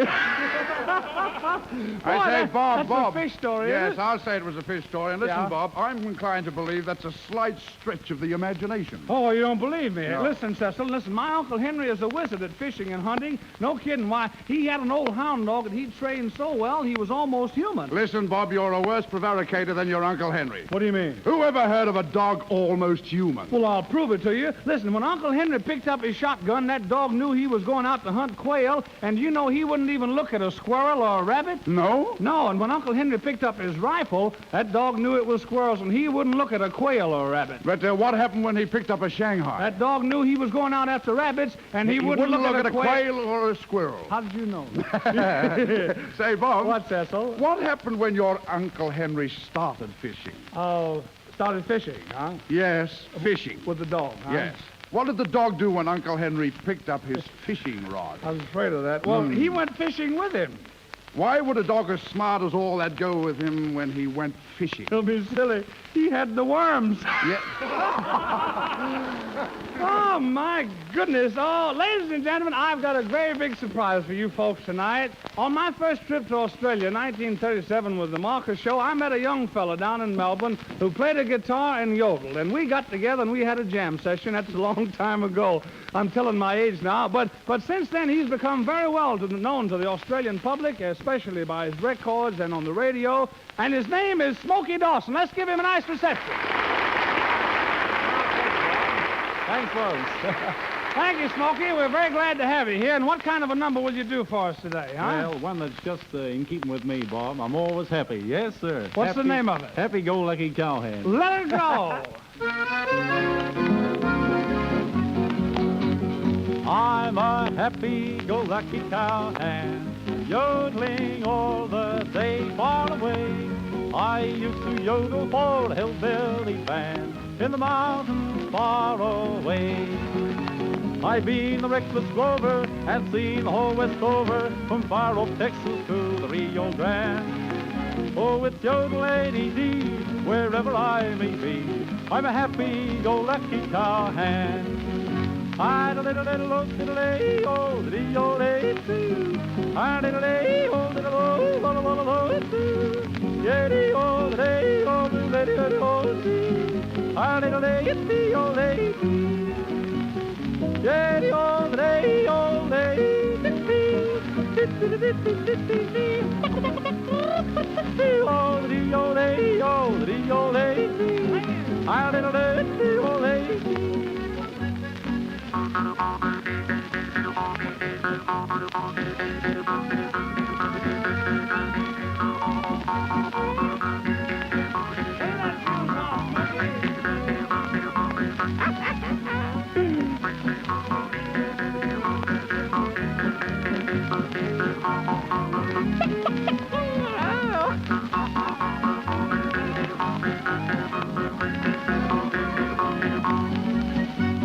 I've left sorrows and worries behind for the trail where dreams come true. Toodaloo, farewell cowboys, old pals of mine, till I come yodeling back to you.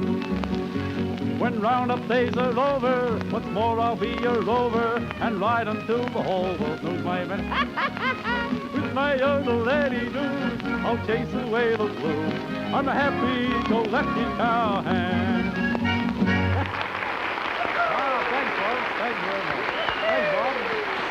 Well, I'll fade at that point. Wow.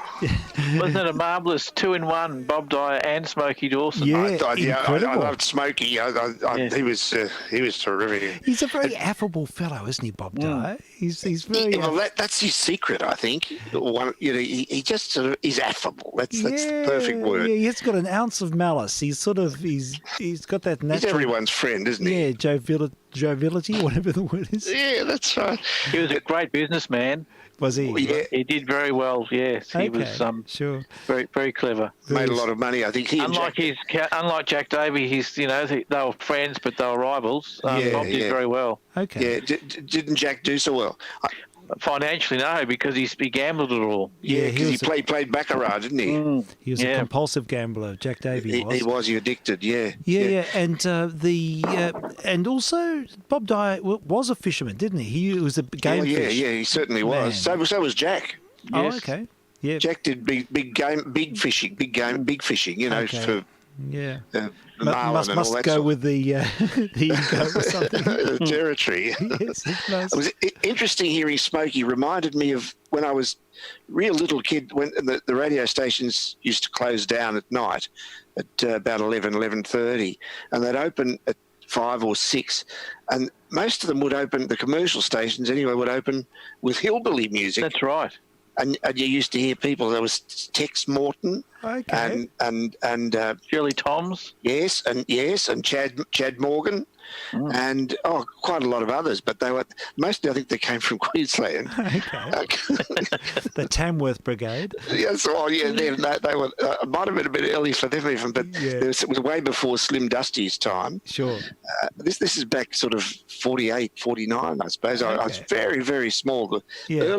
Early memories of radio, hearing the hillbillies. That was a 2UW show, and Cecil Scott was the announcer. That was a process recording on a shellac 16-inch disc. Oh, okay. Record. Okay, how interesting. I thought that was really interesting. It was. I'll have to hear the rest of it and hear some more, because that was fascinating. Good to hear. It was. So it's probably quite early, Bob Dyer, then. About 1946. Okay. Yeah, way before I knew it. 40s, He had a long run on Pick a Box, and of course he migrated to television. That's right. Mm-hmm. Do we want a bit of politics? Oh, yeah, we could. Why not? Yeah, definitely. I thought we could go back to the Honourable J.A. Lyons, who was our PM back in 1935. And he did a series of talks, UAP speeches, and this is talk number 1. It's called Why Change. This is a process recording. Okay. And is it under his name or under under Lyons or Jack or? Yeah, it's under UAP. UAP speeches. UAP speeches by the Right Honourable J.A. Lyons. Yes, I've got it. That sounds interesting. All right. Episode 1 called Why Change. Excellent. All right, let's have a listen. vk3sl testing. The ministers of Australia will in the next few weeks be asking themselves 2 principal political questions. First, why should the Commonwealth government be returned? Second, if it is not returned, what will be the alternative? When people vote at a general election, they usually, if they give any real thought to the problem before them, ask themselves whether the government has done a satisfactory job, whether it is likely to continue to do that job satisfactorily, and whether its opponents could do the job better. These are the real points at issue, stripped of all irrelevancies. There are, of course, other points, the personal qualifications of candidates, local aspects, old prejudices, all play their part. But they are essentially side issues. The first criterion by which one judges whether a government has done a satisfactory job is the condition of the people as a whole. A government's prime concern should be the welfare of its people. Now, we submit that as a direct result of the actions of the government, the condition of the people has improved immeasurably. Let us examine this aspect more closely for a moment. When the United Australia Party government was first returned to office at the beginning of 1932, conditions in Australia could hardly have been worse. Finances, both public and private, were chaotic. There was stagnation, utter stagnation in business, and unemployment had reached unimagined depths. The United Australia Party government immediately set about the task of restoring order from this chaos. By actions which you will hardly have forgotten, it displaced the calamitous Lang government in New South Wales, it set the public finances in order, and it restored in a remarkably brief space of time public confidence. Almost immediately, more people began to find work. Industries began to expand, factories to reopen, new industries were born, old industries which had been languishing took a new lease of life. In every sphere of production, primary or secondary, there was a quickening of activity. Progress began to be the watchword where previously it had been despair. All this occurred during the first year the United Australia Party government was in office. The story since then has been a remarkable one of progressive recovery. Employment is as great as it was before the Depression. Wages are up, dividends are up, the savings of the people are more than ever before. Industrial development was never greater. There are more people employed in factories, more new industries than ever in the Commonwealth's history. Primary industries have never had greater encouragement from the Commonwealth. The states have never had greater Commonwealth assistance. Taxation has been reduced to an extent never attempted before. In short, every section of the community is infinitely better off than it was 6 years ago. The wage earner, the farmer, the small shopkeeper, the big shopkeeper, the pensioner, the returned soldier, all are better off. Now I put this to you. Is it mere coincidence that this improvement began after the United Australia Party government was elected, and that it has never faltered or shown signs of faltering during the whole regime of that government? I suggest that it is more than a coincidence, that it is the direct result of the progressive and sound policy followed throughout by the United Australia Party Commonwealth government. I suggest that our record is such as to inspire confidence that it will govern well in the future. As to the alternative, well, listeners, the record of the last Labor government in federal politics is not a very happy one. You remember what happened during the whole of that government. It had at the outset extraordinary opportunities. With a tremendous majority in the House of Representatives, it had the ball at its feet. Admittedly, difficult times were at hand. They were times that called for a display of statesmanship. The people, as later events proved, were waiting for a lead. You know what followed. The government dilly-dallied and shuffled. It sidestepped all the real issues that faced it. And the condition of the country went rapidly from bad to worse. What the Scullin government did do, it did in desperation. On the one hand, it was forced by public opinion to take some steps to put its home in order. But on the other hand, it was forced by the extremists, both inside and outside the party, mainly outside, to adopt a suicidal policy of monetary inflation. Suicidal both for the country and the Labor government. Fortunately, the Senate blocked that inflationary legislation, and later the people overwhelmingly vindicated the Senate. In the meanwhile, almost irreparable damage was done to the fair name and the credit of Australia. It was left to the United Australia Party to repair that damage. The Federal Labor Party today is no different from what it was 6 years ago. It is still controlled from outside. The federal puppets dance to the will of those who pull the strings. And make no mistake about it, the string pullers today are the string pullers who in 1930 and 1931 dictated the policy of inflation, wrecked the Government Savings Bank of New South Wales, and in fact brought Australia to the very brink of ruin. These, listeners, are the answers to the questions you will be asking yourselves. On the one hand, you have a party with a record of reconstruction and achievement unparalleled in Australian history. On the other, a party with a record of ruin. I have no doubt what your choice will be. Good night. There you go. Golly. 85 years ago. A long time. And, of course, the UAP got in again, didn't they? Menzies. Yeah. Okay. So that's a fascinating document. I was just reading about him, and apparently he was a master of using the media and film, and he was quite He did well, didn't he? progressive using various media. So interesting. Yeah. Certainly was. Gosh. Yes. What about some advertising from the 1930s? Yeah. Okay. Yes, we can. Yep, definitely. Let's have a look. Since we're in the 1930s, these are all ads from the 1930s. Great. Let's have a next look. little montage. I will find them. Under A for advertising. A for advertising. Let's have a look to advertising 1930s. Here we go. Let's have a listen. vk3sl testing. Nature's gifts to us are many, the sun, fresh air, the flowers and trees, and there's no need to be wealthy to enjoy the best of these. We can all have a cup of Bushell's tea, and as we sip we'll cry delightedly. This is the tea we favor, how we love its flavor. Hurrah for a cup of Bushell's tea. Tea leaves are only at their best when young and full of rich sap juice. It is only then they are picked by bushels, who never allow them to grow coarse or old. Hence the fragrance and the deliciousness of bushels, the tea of flavour.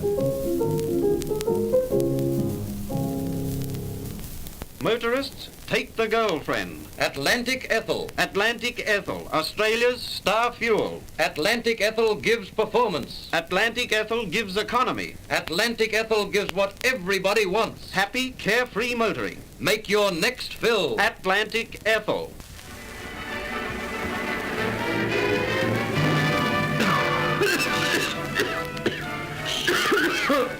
John, you're disturbing everybody. I can't help it, Ed. This cough is shaking me to pieces.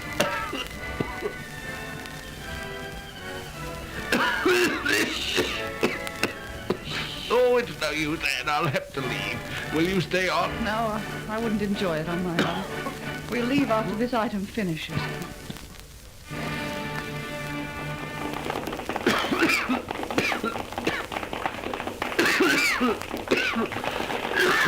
Ready? Yes. Pardon my butting in. If you take Hearn's bronchitis cure for that cough, you'll find it great stuff. And great stuff it is, too. Hearn's bronchitis cure has an established family reputation for easing that choked-up feeling in your chest and banishing the tickling in your throat. A tried and true friend when winter coughs and colds are about, for it brings quick, sure relief to your chest, and it definitely prevents the common cold from developing. Be sure to specify Hearn's. Hearn's bronchitis cure is obtainable everywhere.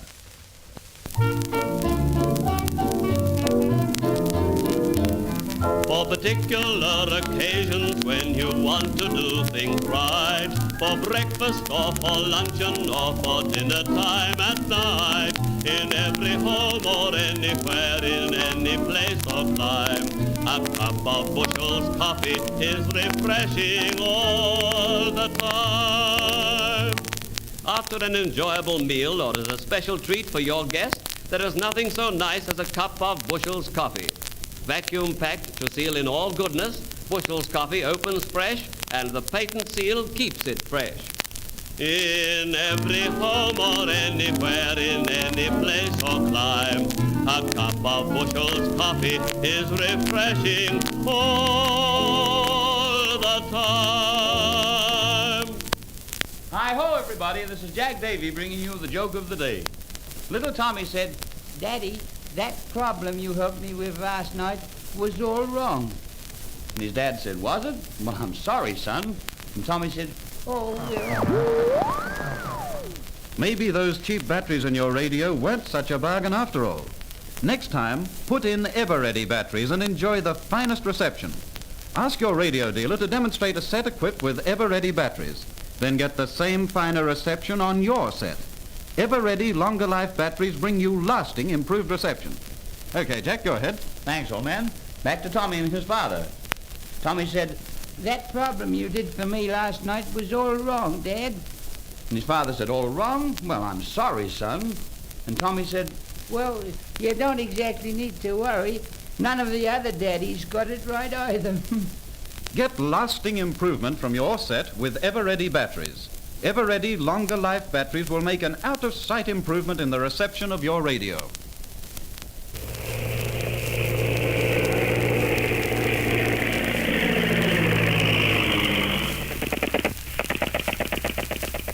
Here's another digger story. Cook! Hey, Cook! Haven't you made a blanky mistake? What a lousy helping this is. Why, what's wrong, Digger? Only this, you blanky cow. Me name's Sandy, not Jandy. And there it is, the independent spirit typically Australian. And so is the independent motor spirit, Alba. Entirely Australian owned, giving jobs to Australians, keeping its profits in Australia. Use Alba in your car and fully appreciate its good all-round performance and economy. When Alba was introduced, petrol prices dropped, thus saving Australian motorists millions of pounds a year. Australian motorists, always use Alba, A-L-B-A.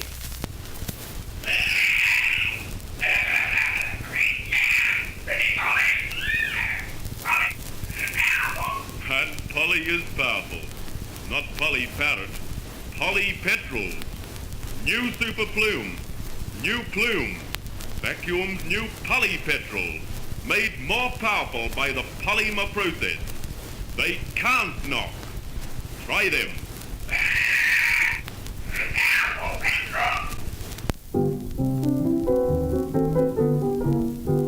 It always stays fresh when it's vacuum packed. That's why Bushels coffee is best. For breakfast, lunch or dinner, Bushels is a winner. So serve it to your family or guests. For each half pint of water, tell your mother, wife or daughter, a dessert spoonful of coffee will be right. If it's Bushels, it's no labor to obtain true coffee flavor. You'll enjoy it morning, noon, and night. Of course, true coffee flavor and Bushels, vacuum packed, mean the same thing. For each half pint of water, tell your mother, wife, or daughter, a dessert spoonful of coffee will be right. If it's Bushels, it's no labor to obtain true coffee flavor. You'll enjoy it morning, noon, and night. Yay! The wonderful singer-songwriter Jack Lumsdaine there to finish off I that was little bracket of wondering ads. who it was. I was wondering. Yes. Yes, it is Jack Lumsdaine. Very good. What a great voice. Yeah. He's got a velvet voice, doesn't he? And all those ads were from the mid-late 30s on labels like Feature Radio, Legionnaire, Voice of Australia. My goodness. All very early, mid-30s, late 30s. A really interesting potpourri of advertisements. And I like Atlantic Ethel and Polly Petrol. Yes. Polly Petrol. The Gee, I sound love effect. That's right. Atlantic Ethel. I know. They really had a ring to it, didn't they? I was wondering what they were talking about first. I was thinking, what the heck? I know. Ever-Ready batteries with Jack Davey. I thought they were rather good ads. that's a really clever one, that one. Yeah, with the Yeah, I was getting into the joke and I thought, oh, something gone wrong. Have I gone off the I air? know. I thought, what have I done now? It was clever. It was really clever. That's right. It was. They really had very high production values, those early ads, didn't they? They did. They all sort of have a narrative aspect to them. I did. I love the dramas. A lot of them, they did little dramas, unlike later on. Sure, yeah. As we heard. I thought they were lovely. They're great. Really good. Oh, that was excellent. Most excellent. Have we got time for a bit of dance band before we go? Yeah. We're going to keep going for a bit. Yep, I'm hooked. So am I. What about St. Jan Garber? This is a film on soundtrack. A film, a 16-inch soundtrack disc. Yeah. Of a Jan Garber short. Okay, sure. So I don't know whether the film exists, but I think this would date from about 1927. Oh, really? Okay, early stuff. All right, let's have a listen. Jan Garber. This will be fascinating. Lovely orchestra. Yeah, very fine band. Yes. Mm.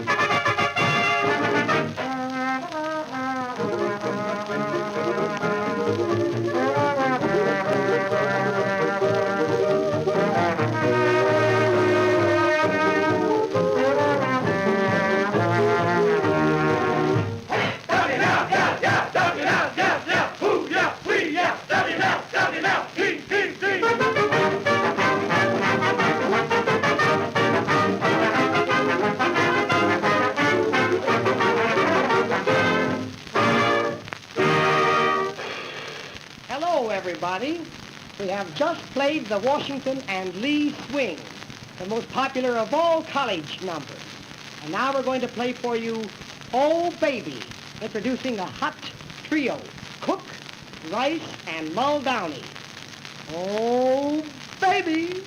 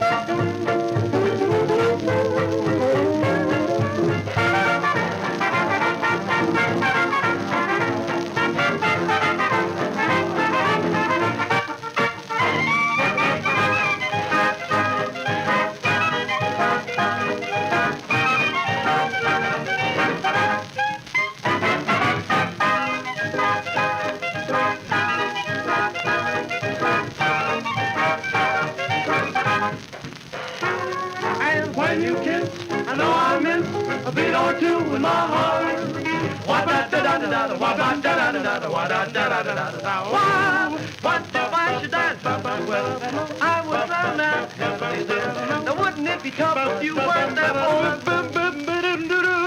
boom, baby, lo ba ba ba ba. Beat the ba da ba da dee dee do ba da ba da ba da da da. Oh, baby. Now we're going to give our conception of That's My Weakness Now.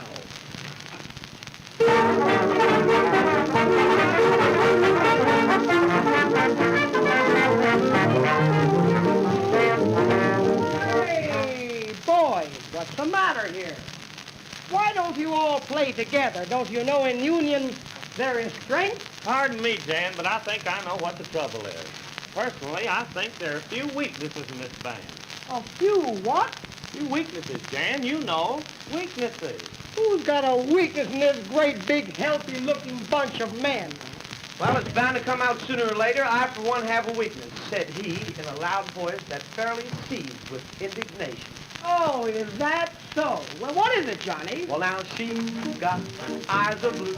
I never cared for eyes of blue, but she's got great big eyes of blue. That's my weakness now. She's got dimpled cheeks. I never cared for dimpled cheeks, but she's got dimpled cheeks. That's my weakness now. She, everything women. I don't know what's going to become of this band anyhow. Oh, my. Oh, me. Oh, it's nothing new. I got one, too. You see. Now, she likes the bill and coo.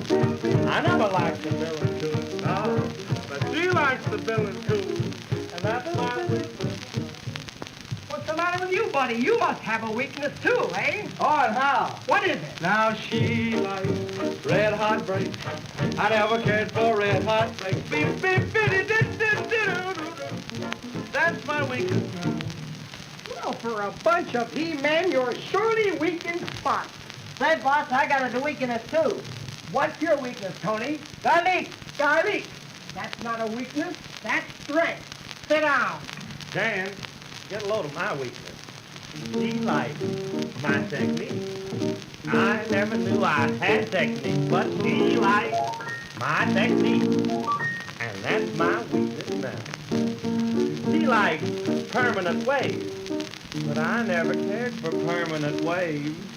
But she likes permanent waves, and that's my weakness now. Oh, yes. Oh, yes.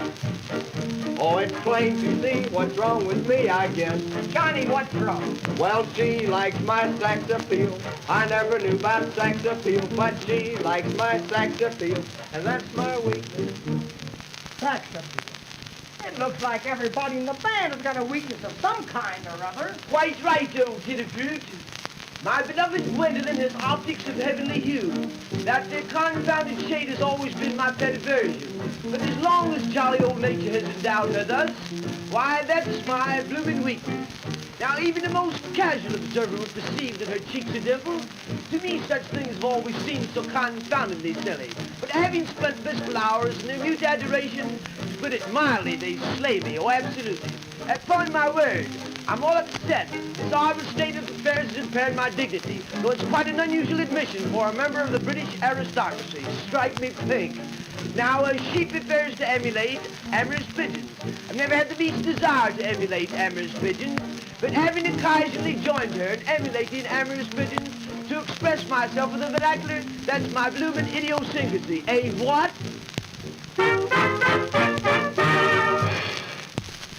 Wonderful stuff. Yeah, absolutely. Extraordinary material. Going back to Jan Garber there, yes, we heard his voice. I'm fascinated by this. I've known Jan Garber's recordings, but this is like a radio program even. It's the short, so there'll be a film probably somewhere for it. Yeah. So was it a Vitaphone record? It doesn't have a label. It's a 16-inch shellac disc pressed here. Yeah. As a lot of the soundtrack discs were. Sure. But it just says on it Jan Garber short. Gosh. Well. I wonder what its provenance is. Isn't it interesting? I don't know. Yeah. But I've been an avid collector of these soundtrack discs for years and years and years as well, because they were on primarily 16-inch discs in the 1920s. Yeah. And beautifully pressed by Columbia, so they're laminated discs. They're better than the overseas pressings. Definitely. And so there's some wonderful stuff on them. I have quite a big collection of them. Oh, good for you. Yeah. And there's some great material on them. That was a treat. Really interesting. And there's a different sort of approach. You know, when they're performing in this sort of guise, there's a lot more abandon. And that scat singing was terrific. Like the Rhythm Boys, wasn't it? Yeah, it was. It was great, full of energy, and really, it had much more of a larger production feel than just a sort of a 10-inch record. Is very contained. So it's nice to hear something that sort of has more of a show element to it. But good. A very live feel, Yeah, very much so. Yeah, it was great. Oh, that's fascinating. Oh, I'm glad you've focused on those, because I'd love to hear some more at some stage. I can certainly drag out many more of those, because not as many musical ones as I'd like. There's a lot of like films, like Reel 1, Reel 3, that sort of thing, but different things. But the musical ones particularly I like. Yes, definitely. No, that was really, really interesting. Yeah, good. All right, so you still with us there, Frank? Oh, Frank? Hello? Frank, we might have lost Frank. I can hear some... No, here we go. His microphone went on and off. He's doing something there. Hello. Hello. Oh, yeah, hello, Frank. I'm sorry, I'm not quite. I think I was playing with the button on my headset. Yes. There is a button which is actually a rocker volume. And I think when I altered the volume, I've also switched it off inadvertently. Sorry about that. Not a problem. That's okay, as long as you're still... I'll leave it alone now. We're worried you might have gone to sleep, Frank. No. No chance of that. No way. To be. That's right. It is past my bedtime, but I can handle it. That's right, me too. Oh, it's a special occasion. It's very much so. Yeah. Will we go for another feature radio disc? I reckon we'll go for another. This is, I don't know much about this. It's a song called Heart of Victoria by Alfredo Lorenzi, I think you pronounce it. Yeah. And the accompanist is by Gene Starling on the piano. Oh, and this Gene would go Starling. back to about 1936 or something like that. Yeah, Gene Starling is someone a friend of mine was taught by Gene Starling. Now, really? Yeah, she was a very, very good pianist, actually. Now, where I'm looking for it. It's under FM 1704. Yeah, I've got it. That's the number of the disc. Yeah. Now, I'd be most interested to share this recording. I'll give them a link to the feed because he studied with her and he said she was an absolute taskmaster, but a really very disciplined teacher, and he had great respect for her. Now he's a well-known conductor now. This is 1935, 36. Yeah, so this is interesting. All right, well, there we go. Let's have a listen.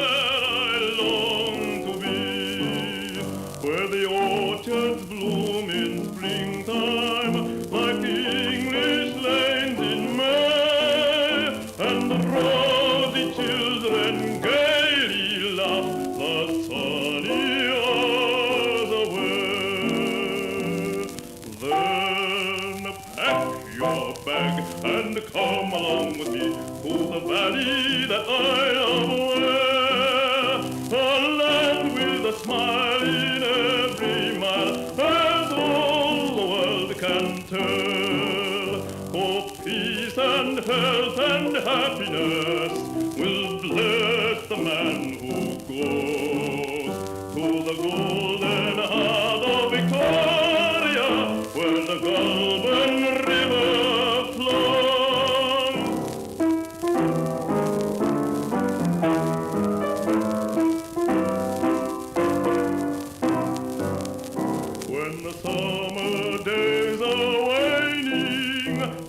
turning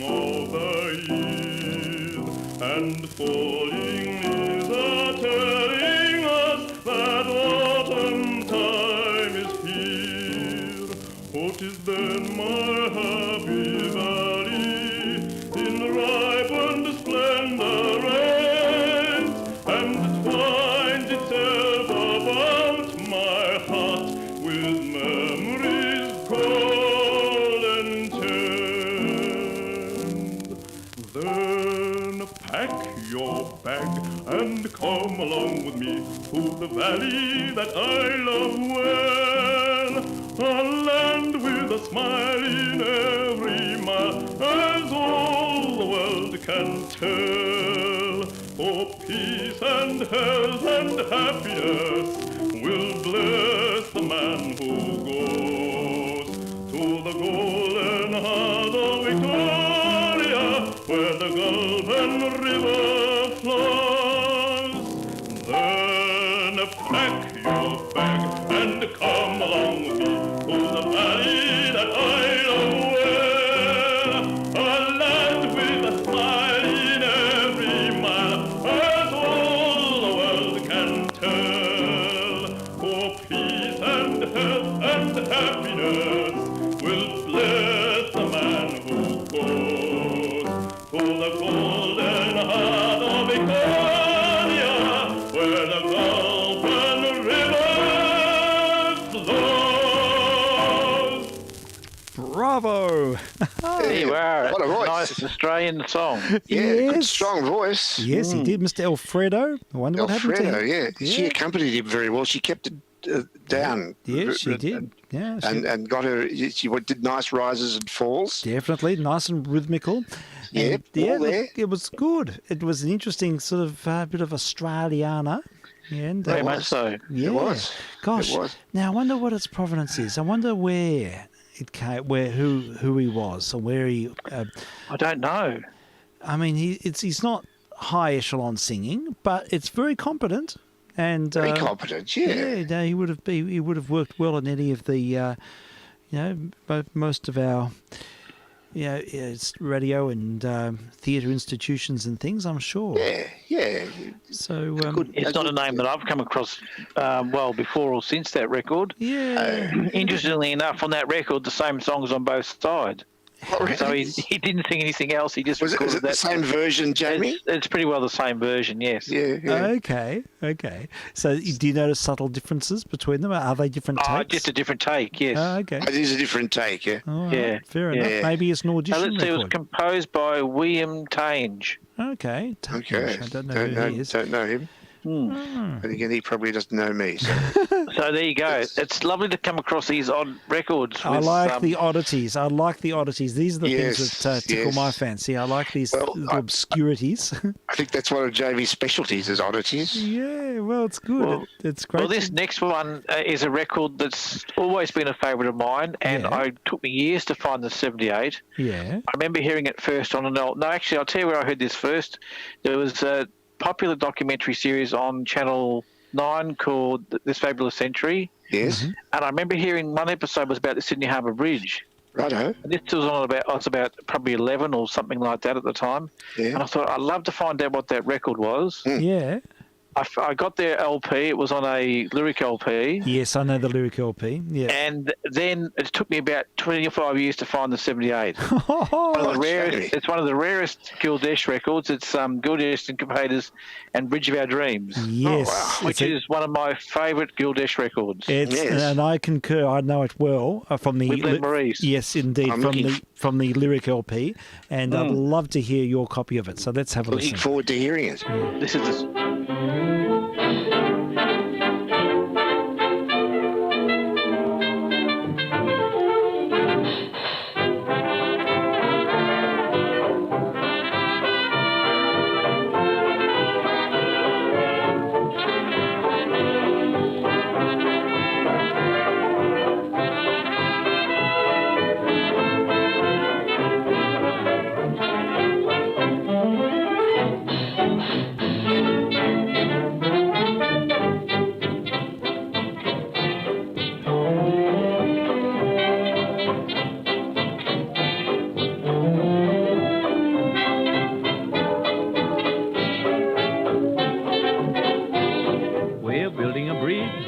Sydney, over the harbour too, where all may cross in safety, and busy trains pass through. A wonderful thing of beauty, arching the skies of blue. The best brains thought it, brave men wrought it, bridge of our dreams come true.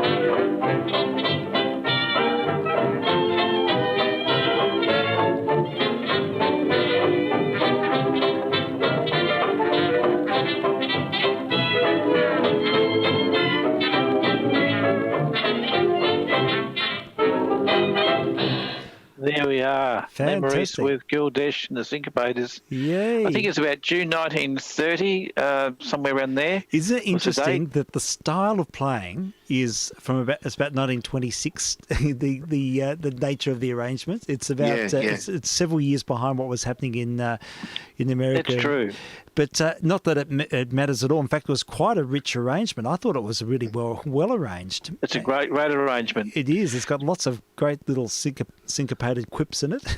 Yeah. Nice There was another one called The Bridge We've Been Waiting For, which was with Len Maurice, but was more of a vocal rendition, totally different song. But I always liked that one the best. I love that song. I know it well. I've listened to it many times on the lyric record. Yes, and so it's lovely to hear your version of it, your copy of it. Yes. And so it didn't sell that well. I'm surprised. No, it's an incredibly hard record. Yeah, I think I've only ever found one copy of it. Really? That's in good condition, Jamie. Whereas I've seen plenty of Gildesh records multiple times, but that one I've only ever seen one copy of it. Gosh, Yeah. I know people had it. I remember when I was about 14, going over to Bill Ledden's place. I don't know whether you ever knew didn't know Bill him. Ledden. No, I didn't. He was a very prominent Australiana collector. Yeah. Really before my time, and I went over to his place, and of course, he had a marvellous collection of Australiana, and he played with the 78. I thought, it's one of the he had so many nice records. Yeah. And at that time, when I was about 14 or 15, there were three vocalists that I was really keen to collect. It was Len Maurice, anything with Len Maurice, anything with Jack Lumsdaine, and anything with Jack O'Hagan. Oh, yes. They were the three, when I was young. Yeah. The three vocalists that I particularly collect. Well, Al Bowley overseas-wise, and probably Crosby. Sure. Yeah. But I had the pleasure of interviewing Jack O'Hagan with Paul back in 1981. Okay. Oh, wow. I was about 14. Yeah. Oh, really? Okay. I'd have thought there'd be a fair bit of Jack around because he's such a... Yes, there is. Yes, there's a few interviews around, but had the great pleasure of meeting Jack. And then on the same day, we went across to visit Harry Jacobs. Oh, tremendous. His home in Brighton. So we had a wonderful... Oh, what a great experience that would have been. That would have been fantastic. Yeah, there's an interview with Jack O'Hagan with John Ferguson or someone, and he sings Josie and Me and in the nursing home. Yeah. And he bursts into tears. It's really that's right. It's very moving. Yeah. And, because that was one of his great songs. I really I love that song. But because that's one I think he's about his wife or his partner. Yes, that's right. So what's the name of the song? Josie and Me. Yeah. Oh, okay. Yeah. It's a quaint little love nest. Yeah, it's a beautiful song. Great song. Yeah. See, I'd love to hear it sometime. Yeah, it's very similar. It's quite similar to My Blue Heaven. And, okay. And we'll dig it up and we'll play it. Indeed. We'll find a copy Very somewhere. Good. Thank you. Yeah. So Well, that was great. I'm pleased to hear that, Bridge of My Dreams. It's nice to hear that. Nice. That's it, yeah. Well, that's the story for me of how I love the when I arrangement. first heard it. It's great. It's a great story, and Certainly is. it is a great. The arrangement is it's full of interest. I wonder who did it. I wonder who was behind those notes. It's one of those records I could never hear. I could never get tired of. Yeah. It's got constant interest. Yeah, every turn there's something sort of a lot going on there. And Lemmary's vocal is just right in it. It just blends in nicely. Yes, it's right in that line about the trains passing through. But it's sort of, that's right. It doesn't sound twee. It sort of just it works. Yeah. No, it's good. Yeah. And there's no other version of it recorded either, which is which is because sometimes you get multiple versions by different performers of the same song. Sure. Who wrote it, Jamie? Do you know? Without looking at the record, I don't remember. Oh, don't worry. I thought it might have been Jack or someone like. No, it wasn't. It wasn't Len Maurice or anyone like that, or Jack Lumsdaine. No, Jack O'Hagan. I was thinking. Yeah, no, it wasn't Jack O'Hagan. No, it's a good song. Another record I've got there, maybe one more. Yeah. W.S. Percy. W.S. Percy. This is an acoustic record called "The Wallaby Starts to Walloo," and I can't remember what label it's on. Oh, gosh. Okay, this has got me intrigued. Well, let's have a listen. And this is VK3SL and VK3JR and Mr. Kelly, and we're all just celebrating some Australian nostalgia. Are indeed. Certainly are. Yes.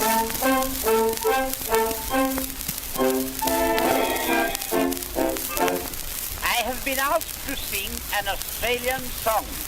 I don't know any Australian songs, but I have seen a copy of Smith's Weekly, and now this is my idea of an Australian song.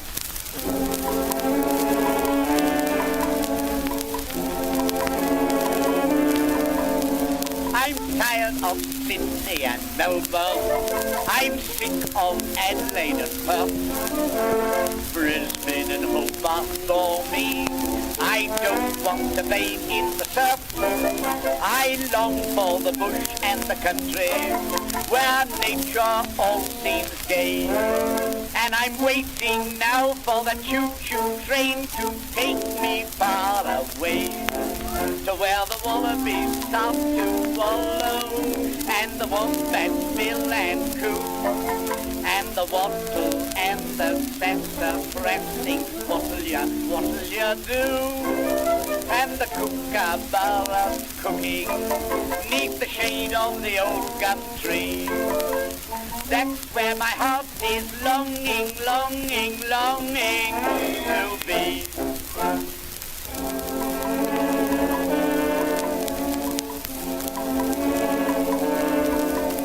They say go back to Yarrawonga and the Gundy guys young fine, where the Murrumbidgee's flowing neath the shade of the lonesome pine.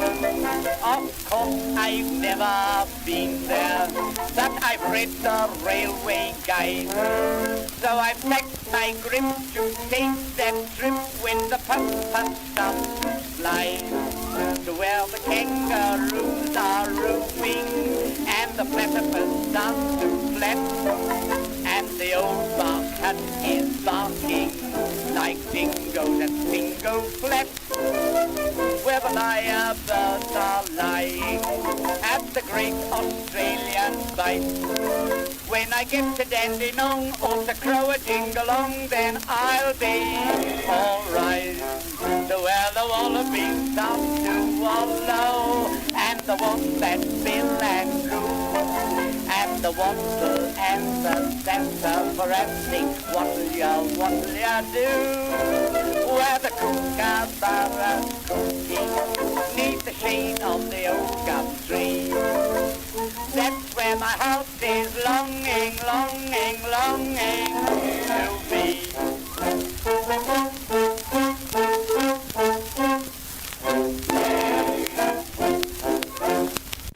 Wow. What's some Australian kitsch? That's as Australiana as you can get. Delightful Australian kitsch. That was wonderful. Yeah. So the wallaby starts... So recorded in London, I suppose. Yes, probably about 1923, and would have been only available through the Australasian market. Okay. As a lot of those English records were. Sure. Yes. Sure. Yes. Sure. Yes. Excellent. Oh, that's a great record, find. isn't it? Oh, yeah, that is it fun. is. Good fun. It is. Yay. Absolutely. Well, you have one here of Luna Park, don't you? And that was going to be... Yes. Yes, that's going to be our closing song. That could be a good closer. So... Yes. Well, maybe we should wind. Tom Davidson and the orchestra. Yeah. And everybody had closing songs and goodnight songs in the 1930s and 40s, including Luna Park. Okay. Well, there you go. Well, shall we make this our final for today? And and we'll definitely have another one of these. Absolutely. More than one of them. Right. I think we should make it a semi-regular thing. It's been a tonic. It's been wonderful. Yeah. Yes, Jamie, thank you so much. Yeah. It was I feel like I've stolen the show. No, it's all about... Well, this is your show. That's why we invited you. Yeah.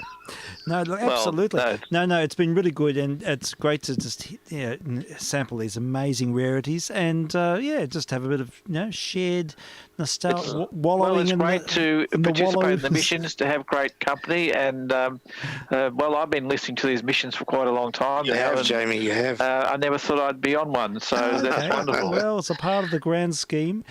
There's missions everywhere. Well, you've made a great contribution to them week by week, Jamie. It's good to make a great contribution in person. Yeah, no, it's lovely to have you here. So we'll do this again, and Absolutely. We'll finish up with Luna Park, and we'll speak soon. This has worked well. I'm pleased we've tested the format and as well. Worked well.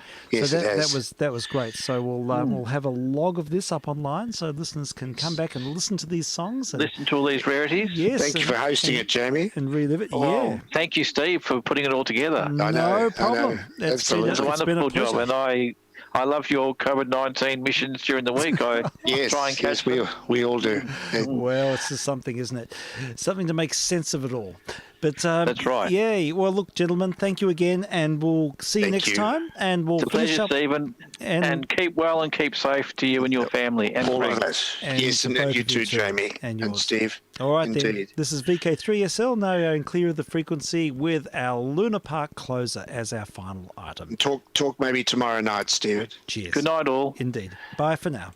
All the best, Jamie. Thank you. You too.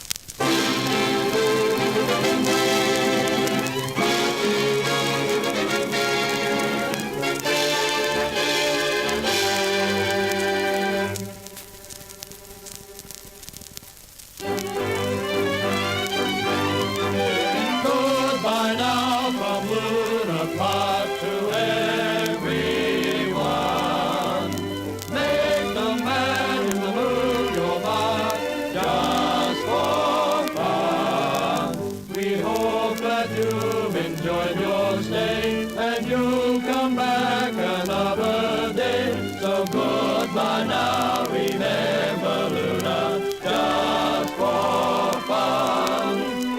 Yes, it's goodbye now from Luna Park. We are now closing down till our next session. Luna Park, just for fun, presents matinees on Saturdays and holidays.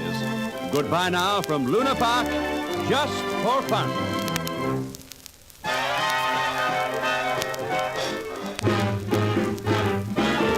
Goodbye now from Luna Park to everyone. Make the man in the moon your mark just for fun. We hope that you've enjoyed